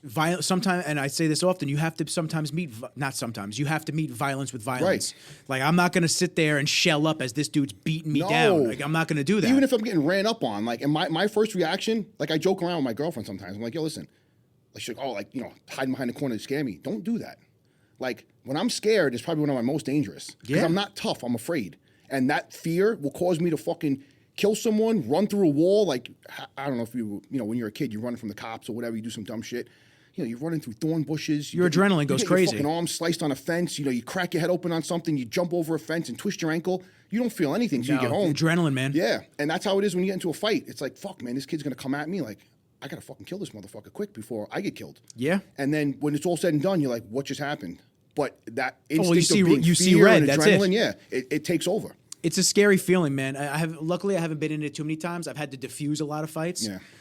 And like I said, every time we went out to the city, we always had to do some shit. Like always had to battle off some kid running his mouth, and it always amazed me. It's like you really go out looking for problems. Yeah. Some people do. You go out there and you look to shake people down or assert your dominance. Well, and especially when you're a little dude and you want to have that Napoleon complex, and like a guy like my size could be walking around minding my own business, but some kid just feels insecure about himself, and he's like, "Fuck that guy." I'm like, why fuck me? Because you feel bad about you're little or you're weak or you're small or you want to prove yourself to be tough? Man. Like, stop. So I'll tell you another story. So I went to Princeton with my boy Vinny. His cousin was on the soccer team, and we went there to go party with her and her friends for Halloween. So it was fucking sick. It was dope. This is in like 2016, 2017-ish. Yeah. And we go out there because I had my fuckboy haircut. I had the line down my head. They used to put the line in my hair. Yeah. So we go there and we go to her soccer game. We're hanging out, and then she goes, we're gonna go to the football house and go hang out with the football players. So I already knew. Okay. Possible situation. Yeah, I already have my reservations. My friend Vinny's a little bit more like everything's great type of guy. He doesn't really see things like that. And it's not his fault. It's just he wasn't raised around the same circumstances I was. I wasn't raised in a bad area. I just was raised with a little bit more street sense. So I said, okay, the football players are going to be a little bit more standoffish. Yeah. Two random guys coming into the house. They don't know. We don't go to the school. Right. They don't know who we are. They want all the girls for themselves. Like, I'll be honest, I probably wouldn't even have gone. I had my reservation. I was like, maybe we'll just meet you because they have at Princeton and these Ivy League schools. Some of them they have these things called eating houses, and what they do is they have a bunch of them, and you pay a yearly fee to go there. They have food, they have libraries in them, they have study halls. Sure. So basically, you just go there and you eat, and the parties are all paid for already. So the alcohol's already paid for, and they only let people in that are part of that eating house. Right. I didn't know what it was. It was a weird concept to me when I first got there. So we go to the football house. And we walk in, and we're already getting looks. So I just said, okay, whatever. So as we walk in, big dude on top of the speaker system. Yo, first off, his cousin walked in first, then Vinny, then me. Big dude, he goes, yo, who the fuck are you guys? And I went, yo, man. I said, I'm with her. I said, I'm the cousin's friend. I said, we're just here to hang out for a few. He's like, well, I'll see you in a few. I go, it's cool, man. Whatever you want to do, bro. I was like, I'll see you in a bit. Walking through, whatever. And then you start getting like groups, a couple of the guys from the football team trying to feel you out. What's up, man? Where you from? What you doing? Blah, blah, blah. And this is when I was in pretty good shape. I was really lean and this and that. And I said, oh, from Long Island, this and that, blah, blah, blah.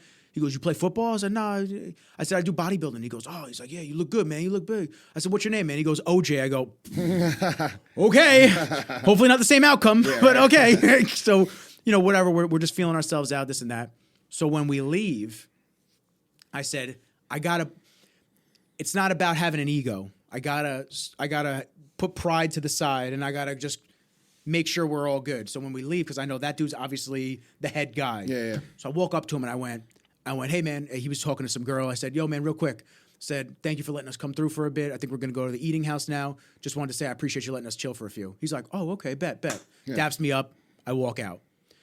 So then we're back at her dorm room. We go back. Then she says we have to go back to the football house to pick everybody up because we're going to go to the eating house. Cool. We go back, and they're all out front. They go, yo, New York. I'm like, oh, fuck.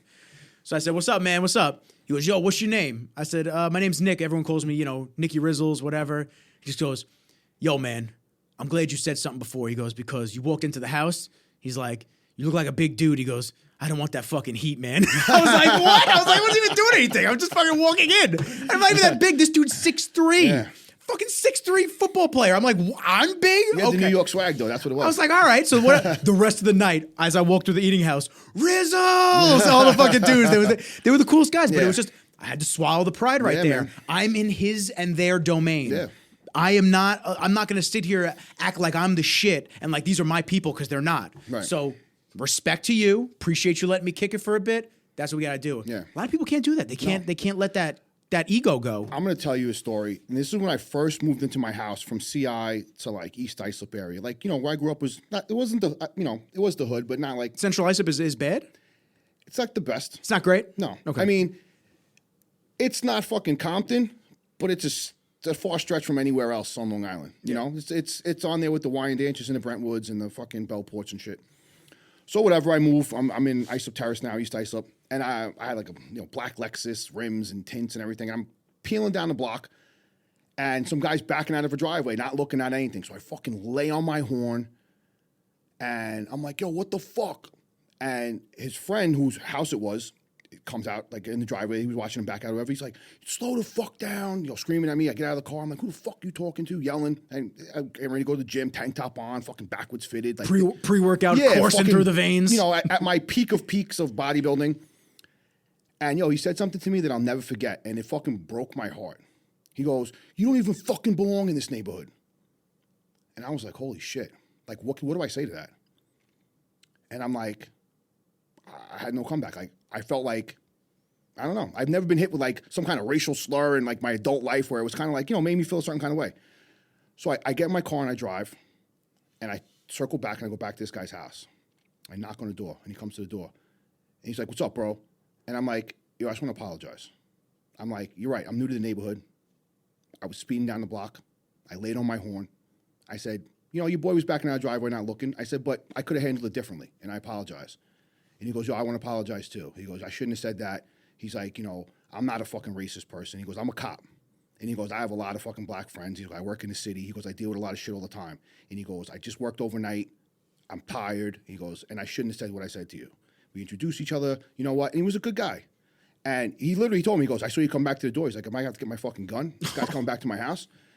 And that instance right there was like, I could have let that comment get to me and like go back and throw a rock through his fucking door, kick it in. We could have, who knows how the situation could have ended. But I was like, you know what? Let me not do that. Let me not be what this guy thinks I am. If that makes any sense. If he thinks I'm some fucking animal, some this, some that, let me show him that I'm not that. And that was my first lesson in like swallowing my pride, not being a fucking tough guy, and saying, you know what? Yeah, you know what? I could have been better. It's an important lesson. It's huge. But I'll never forget that. I'll never forget how I felt hearing that from him. And then how do I react to that is the next step. I could have went crazy. Yeah, am I going to escalate this and go absolutely bonkers, or am I going to am I going to say, you know what, bring it down and just say, and that's the way to do it. Unfortunately, so many people let their emotions get a hold of them. But you're right. It wasn't like the instance that you guys used. Nobody spit in my mother's face. Nobody fucking slapped my girlfriend's ass. Some guy yelled at me because I honked my horn. Like, did it really need to get to the level that it could have got to by what he said to me and what I said to him and the fuck yous back and forth? No. The guy's got his wife and kids in the house, you know what I mean? Like, and listen, there was a part of me at a time and a place that I would have handled it completely differently. Yeah.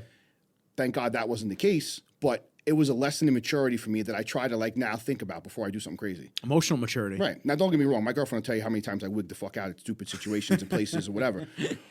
But the amounts have cut down severely, and obviously, being an adult male and being in certain situations where you do feel like you're tested, you can't always back down from everything. Yeah. But you have to know when and where is the right time to actually assert that dominance or to say, hey, listen, we're both wrong and I'm not going to take it to a level it doesn't need to go to. Yeah. There's been a lot of times where I've de-escalated situations like that at the gym and stuff like that. People trying to, that was kind of where this conversation started. I used to go back and forth with people on the internet. Now, if it looks like it's going to go that way, I just type, okay. Yeah. Okay. You're right. Okay. Or you're entitled to that opinion. You're right. good. I'm not going to be able to change your opinion on this, so that's fine. No. Okay. I just delete comments. You know what? I don't because I like the engagement. No. There you go. I go, yeah, let's keep that shit so this way it works on the algorithm. But I certain comments I'll delete if it's like a racist comment or some shit like that. I don't play that fucking game. You can't engage with people because like we said before, some people just want to elicit a response that's going to be beneficial to them. Yeah. They're going to get you to do or say something that's going to be in their best interest now, that they can hold over your head, that they can post on their social media. They could do something to say, look what Nick did. Look what Nick said. Look how Nick responded. What a fucking asshole. Yep. And now you can't take that back. Cancel him. Get rid of him. Don't get me started on that shit, It's exhausting. Rick Collins and I touched on that, and it was just it's the dumbest shit in the world. The worst. this whole Joe Rogan shit that's going on right now, like regardless of how everybody feels about him. So like, Jamal and I are going to talk about it. Oh, yeah? Jamal and I are going to talk about it because I want to know as a black man how he feels about a white guy saying the N-word and stuff like that. Yo, me being biracial, I tell everyone all the time, I have the best insight on some of that shit. Are you biracial? Yeah, my mom is whiter than you, and my dad is black from Mississippi. Get the fuck out of here. Yeah. Really? My mom is French Canadian and English with, my mom passed away last year, but was French Canadian, English. I didn't know that. Hazel eyes, very fair skin, couldn't go in the sun, pale as they get. And my dad was born in Mississippi, Southern black, 1939, ancestor of slaves, like 100% Southern history. I had no idea. Yo, dude. So when people talk about shit like that, I'm like, I'll tell you how it really is. Yeah. Because you know what? I grew up with people treating me white and throw the N-bomb around like it was no fucking big deal. And I grew up with people treating me black and being like, fuck white people, fuck this, fuck that, like, and then not knowing my mom's white. It's so tough, man. And I talked to Jamal about that because he sent me the Joe Rogan thing, and he said originally he said I'm disappointed in him and this and that, and I just said I can only speak from my experiences of seeing that stuff from the outside. I said I'd be lying if I don't drop the N-bomb when I'm singing a song by myself in my car. Yeah. We'd all be lying. Of course, it's part of the music. You're going to sing the song. It is what it is. I've never used it at somebody or said it like that or used it in the context of hatefulness and whatnot. And Joe Rogan didn't either. No. And I'm not saying that he's right, and I'm not saying that he's wrong. But what I am saying, as a podcaster, I'm going to say you're a fucking idiot for saying that on something that is being documented, audio and for video. But you know what? I'm going to disagree for 1 second. And not 100%. That's okay, please. You're entitled to. I almost feel when people skirt around racial issues, it shows their acknowledgement or their certain self-consciousness of themselves. If you could, like, I have plenty of white friends I grew up with in CI. Like, I mean, the thuggest of thug motherfuckers. They're like, yo, nigga, what's good? Blah, blah, blah, blah. Like, would I ever take offense to that? This kid grew up poorer than I fucking did. Mom's a fucking junkie, no dad.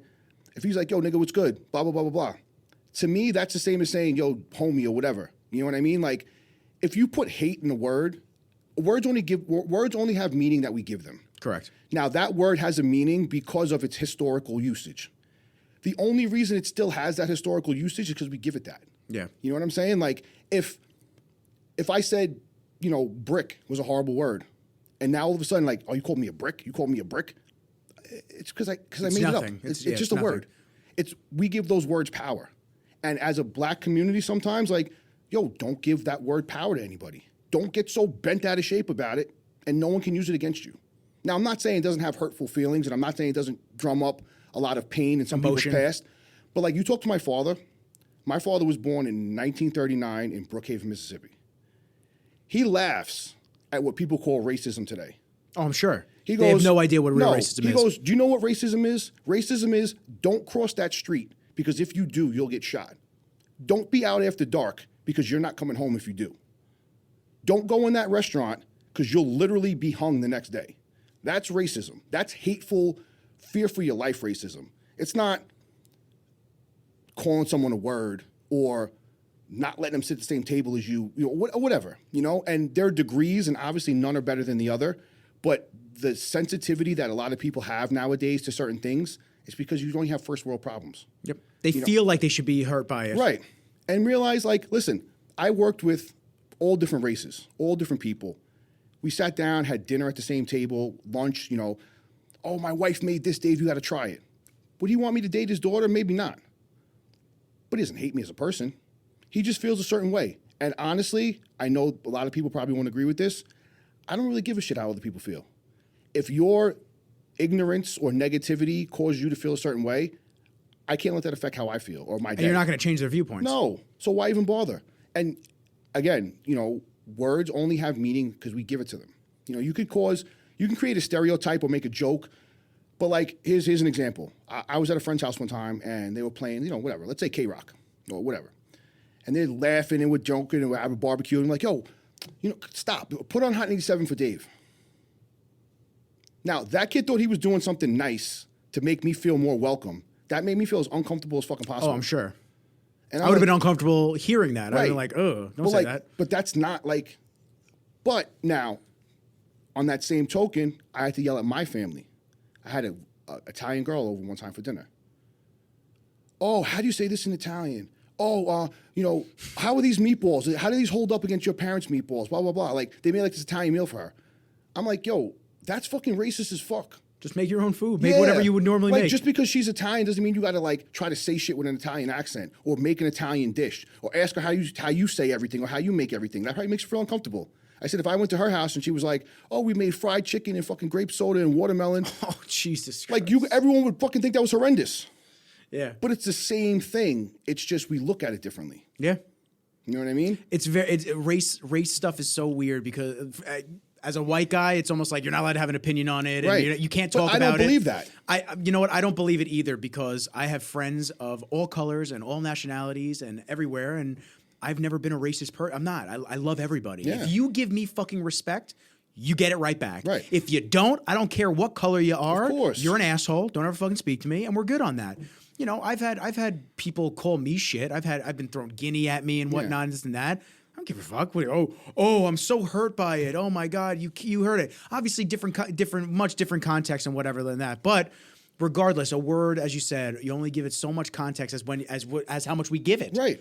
And when people, like I said, people feel almost like a sense of obligation to feel a certain way about certain things. Like, oh, well, I can't let that go because X, Y, Z.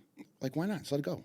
Who cares? Like I always say, there's a difference between stereotyping, making a joke, and being hateful. Hate is hate, regardless of how you want to look at it, whether it's come from a racial standpoint, a sexual standpoint, a demographic in life, a financial point of view, rich and poor, fat and skinny. You can hate on people for whatever reason. You could be very hateful towards bodybuilders, towards women, towards blacks, towards whites, whatever it is. But you can also make jokes. You can also have fun. You don't have to censor everything you do because you're afraid of how it's going to be taken. If you know in your heart you didn't mean it that way, or you don't have any of those intentions, you should be able to say whatever the fuck you want. Facts. Yeah. And that's how I feel. I can agree on that. 100%. I can agree on that. And the more you acknowledge differences between people, the more you point them out, the more you make them apparent, the more people are going to harp on them. Well, that's the stuff that looking in at all the stuff that they're trying to do and special quotas to hire more black individuals and this and that and we can only hire this type of demographic and this and that. You're bringing more attention to someone's color and not their qualifications for things. And I'm not saying that there isn't racism at higher corporate levels where for a long time they didn't want to hire African Americans or Spanish and whatever it might be. I'm not saying that doesn't exist, but at the same time, by doing this, you think you're helping, but you're not. You're actually making things worse because now, once again, everyone's looking at it like, oh, we have to hire a certain amount of black people, or we have to only interview. We have to have an interview quota for a certain amount of black individuals, but we don't intend to hire any of them because none of them are qualified. But we have to at least just hear them out. Yeah, it just it makes it worse. It just makes it more of a we're just dividing again. Did you see that? Did you see that Showtime trailer? No. I gotta show it to you. Yeah. I gotta show it to you. It's basically an anti-white person film documentary.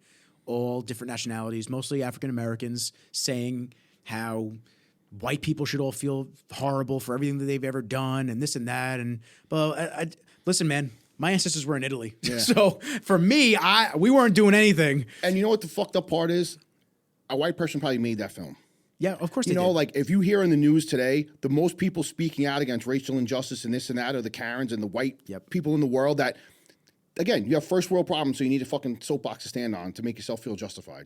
It's the rich kids that I have friends, very successful, rich, white, older men, women, whatever, and their younger daughters, liberal in college or whatever, and they're talking about how, the plight of the disenfranchised or the minorities and this and that, and how, they feel guilty for having so much shit.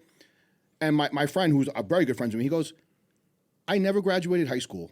I grew up poor as shit, not a pot to piss in. I had 4 brothers, 2 of them are dead, 1 of them's in jail. I'm the only person in my family to make something of myself. The fuck do you have to feel guilty for? I wasn't handed shit. Because you were handed shit from me, you feel guilty. But guess what? I fucking kicked and scraped and saved and did everything I could besides fucking sucking dick on the side of the road to make a living for you and your mother and your sister. And you want to feel guilty for that? And you want to give that away? Or you want to give up your scholarship to someone who's poor or something like that? He goes, I appreciate the sentiment, but keep that shit to yourself. Facts. He goes, it's more hurtful, probably. Exactly. He goes, your shitting on all the hard work that I did like it was nothing. Like I was handed this. He goes, I killed myself for you, and you're going to feel guilt for that? Yeah. And again, you have... It's a slap in the face. That's what that is. And on the flip side of that coin, you have minorities that'll use that as a crutch. Oh, well, this or that. I was poor. I was treated unfairly. So was I. You know? When I grew up in CI, I wasn't black enough for the black kids. When I went to St. Anthony's, I was fucking too black for anybody. I had people tell me like, oh, we're having a party, but yeah, I don't know if you're allowed, my dad's gonna let you at my house. I'm like... That's so strange. Crazy. But like, I had never experienced anything like that before. Like, I'll never forget, where was I? Oh, I think 11th grade playing football, or 10th grade playing football. We're going to Brooklyn to play Mount St. Michael. And there's black squirrels in the city. I'd never seen a black squirrel before. And one of the kids goes, damn, even the squirrels are niggas out here. Damn. And everybody starts laughing and shit. And I'm like, what do I do? Do I get up and do I punch this kid in the face? Do I flip the fuck out? Like, what do I say? Like, and this is a friend of mine. He goes, oh, I'm just kidding. I don't mean it like that. No, that's fucked, man. Yeah, and I'm like, but how do you handle that? Like, are you going to be an animal? Are you going to fucking rage? Are you going to flip the fuck out? Do you pull him aside and say, yo, I don't think that was funny? Like, but these are all the things I dealt with growing up. So my sensitivity levels are down. I have thick skin. I don't take shit personal. I've had every kind of joke. And, I've made every kind of joke. I was just on the phone with my boy, Mike Perry. I don't know if you know. You do? Maybe? Probably. Whatever. We were talking Probably about by face. We were talking about something. And he's like, oh, I met this person and blah, blah, blah. And, they're, both Italians or whatever. And I'm like, oh, two Gindaloons. You guys can have a great time together. He's my best friend in the fucking world. Yeah. Do you think I fucking have any problem or any racist bones in my fucking body? Yes, of course not. You do. Oh, you hate him. God You're pretending for years. Did. Yeah, you know what I mean? Pretending for years to like him. Like, and he'll say the same thing. He'll be like, or whatever, like, oh, yo, you see these niggas the other day on the corner with their fucking, brand new Benz? But it just rolls off the tongue. It's not a negative slur towards a black person. And the person he's talking about probably wasn't even black. It's just a figure of slang that he used in the heat of the moment or the dialogue of the conversation. And if you get sensitive over all that shit, you're going to lose friends. You're going to lose people. You're going to lose... You ever watch the Chappelle Show back in the day? When Keeping It Real goes wrong? Hell yeah. And everyone else gets a handshake, and he goes to give Dave Chappelle a pound. Yeah. And he goes, damn, I got the best job in the world in corporate. He's like, how do I handle this? He grabs him. He's like, fuck you giving me a pound for? You can't shake my hand like everybody else? Dude, the best. But like... I love Chappelle because he could make fun of everybody. Right. And it was, dude, he would make fun of white people. I would laugh. Yeah. I thought it was hysterical. But it's all in how you take it. Yeah. And if someone says some dumb shit that you find offensive, do you want to throw your life away for it? Do you want to go shoot this person? Do you want to kick the shit out of them? Or do you want to be like, fucking asshole, roll your eyes and walk away? Option B. Yeah. Option B. Exactly. Because if you did that every time, you'd be in jail and everyone else would be living their life happy and fine. I don't know how to follow that up. That was a great dude. That was a great little segment, man. First off, I had no idea that you had African American, that you were half African. Is that what it is? Half African American. I'm half black, half white. Half black, half and white. People are like, what kind of white? I'm like, I don't know, fucking white. I don't dissect it into little itty bitty groups. What kind of white? Yeah, I'm like, I don't know, white. I don't know. The cream's in there. Yeah, what's your dad? He's black. Like where? From where? I'm like, from fucking Mississippi black. African American, white American. Like, that's all I am. I'm an American citizen. That's what I am. Half black, half white. As fucking probably American as it gets because I'm a mix of everything. I love that. Of what this country is built on. I fucking love that, man. Yeah. You're great. So that, that's why when you talk about things like that, I tell people, like, I feel like I have a good insight into that chapter in American history or that whatever you want to call it. Literally, you've experienced both sides of it. 100%. I've been, picked on, I got sliced up when I was a kid across my arm right here and across my hand by some black kid, bully kid from CI that was trying to rob me because I was too white for the group I was hanging out with. Like, because I wasn't hard and I wasn't this and I wasn't that. And I had to constantly fight, constantly picked on, constantly had to prove how tough I was. And then I went to St. Anthony's and it was like, everyone's clutching their pockets and their wallets. Culture shock. Yeah. Like, they treated me like I was, like, straight out of Compton. It's so weird. Because, dude, I would have never even thought that you were black. So, you know what I'm saying? Yeah. Like, if I saw you in school, wouldn't even have... Not that it would have anyway. I'm just saying. It's like... That's the worst part because people speak freely when they don't know. Yeah. People tell you how they really feel. They make the comments that they wouldn't make in front of you if they knew what you were. That's true. And then you're like, oh, word?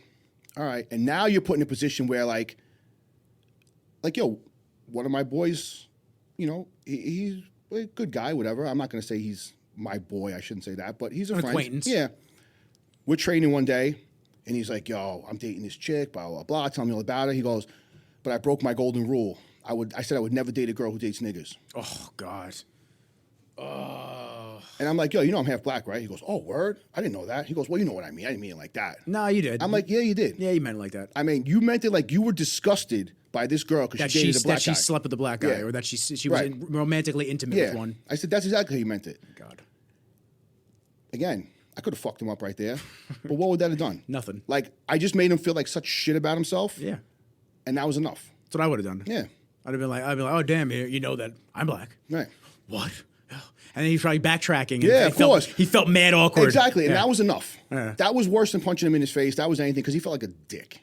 And then again, he kisses my ass all the time, trying to make it like, yo, we're best friends and this and that. And I'm like, bro, I get it. You said what you said. It is what it is. Like, I don't really give a fuck about you one way or the other, but now I know how you feel about certain issues. Now I know where you stand. Right. Is that going to make me hate you? No. Is that going to make me maybe keep you at arm's length? Yes. Is that going to make me realize that you're not the kind of person that I want to fuck with on a regular basis? That I want on in the immediate circle. Right. But you can live your life around me, and I don't give a fuck. Yeah. And you're entitled to feel however you want to feel. I will never, ever, ever tell anyone they can't feel a certain way. I just won't fuck with you if you feel a way I don't like. Facts. That's good enough for me. Dave, fucking awesome, man. Thanks, bro. Yeah, dude, you're awesome. Give me some skin on that one. Listen, we didn't get into the personal training side or prepping side, which Yeah. I want to. Listen, that's an open invite for you to come back Yeah, now. anytime, bro. That's an open invite for you to come back now that you got the feel for everything. Yeah, I and had a this great and that. How can people find you? If somebody doesn't follow you currently, how can they see your stuff, talk to you if they have questions or they want to get coaching? Obviously, the biggest way to reach out to me is social media, Instagram. Yeah, that's the way I'm usually. Yeah. No cell phones. Marina almost gave her. She's really? like, should I give my cell phone because she was talking about breast cancer. She's like, I said, no, please don't. People be hitting you up to date you. Please don't seriously. give your cell phone out. So, But yeah, social media, you know, Mr. _ Center _ Stage _ you know, my email's on there. But honestly, you know, most people reach out to me through that. But if you do know me personally, you want to hit me up on my cell phone, you have my number, that means that we're on that level. I'm more than happy to do that. And if anybody reaches out to you, you can point them in the right direction. fuck yeah, man. Listen, absolute pleasure. I appreciate you coming Absolutely, down. man. This is definitely a little trip for you to come out to Roslyn, but you were. I cleared my whole goddamn day for this. Do you I hear was this? like, yo, whatever it takes. You said, how's 2? I said, fine. How's 3? I had to How's get. Well, 5? I knew you were going to be leaner than me as usual, so I had to get a lineup. I had to look fresh and clean. Why do you man. think I made it on Friday, bro? Dude, I love you, man. I appreciate you. You're the You shit, too, brother. Thank you so much. On that note, episode 19, guys. Kenji's up now. He just finished his nap. Share the podcast, like it, comment, subscribe, all that goodness, and peace. See you guys later.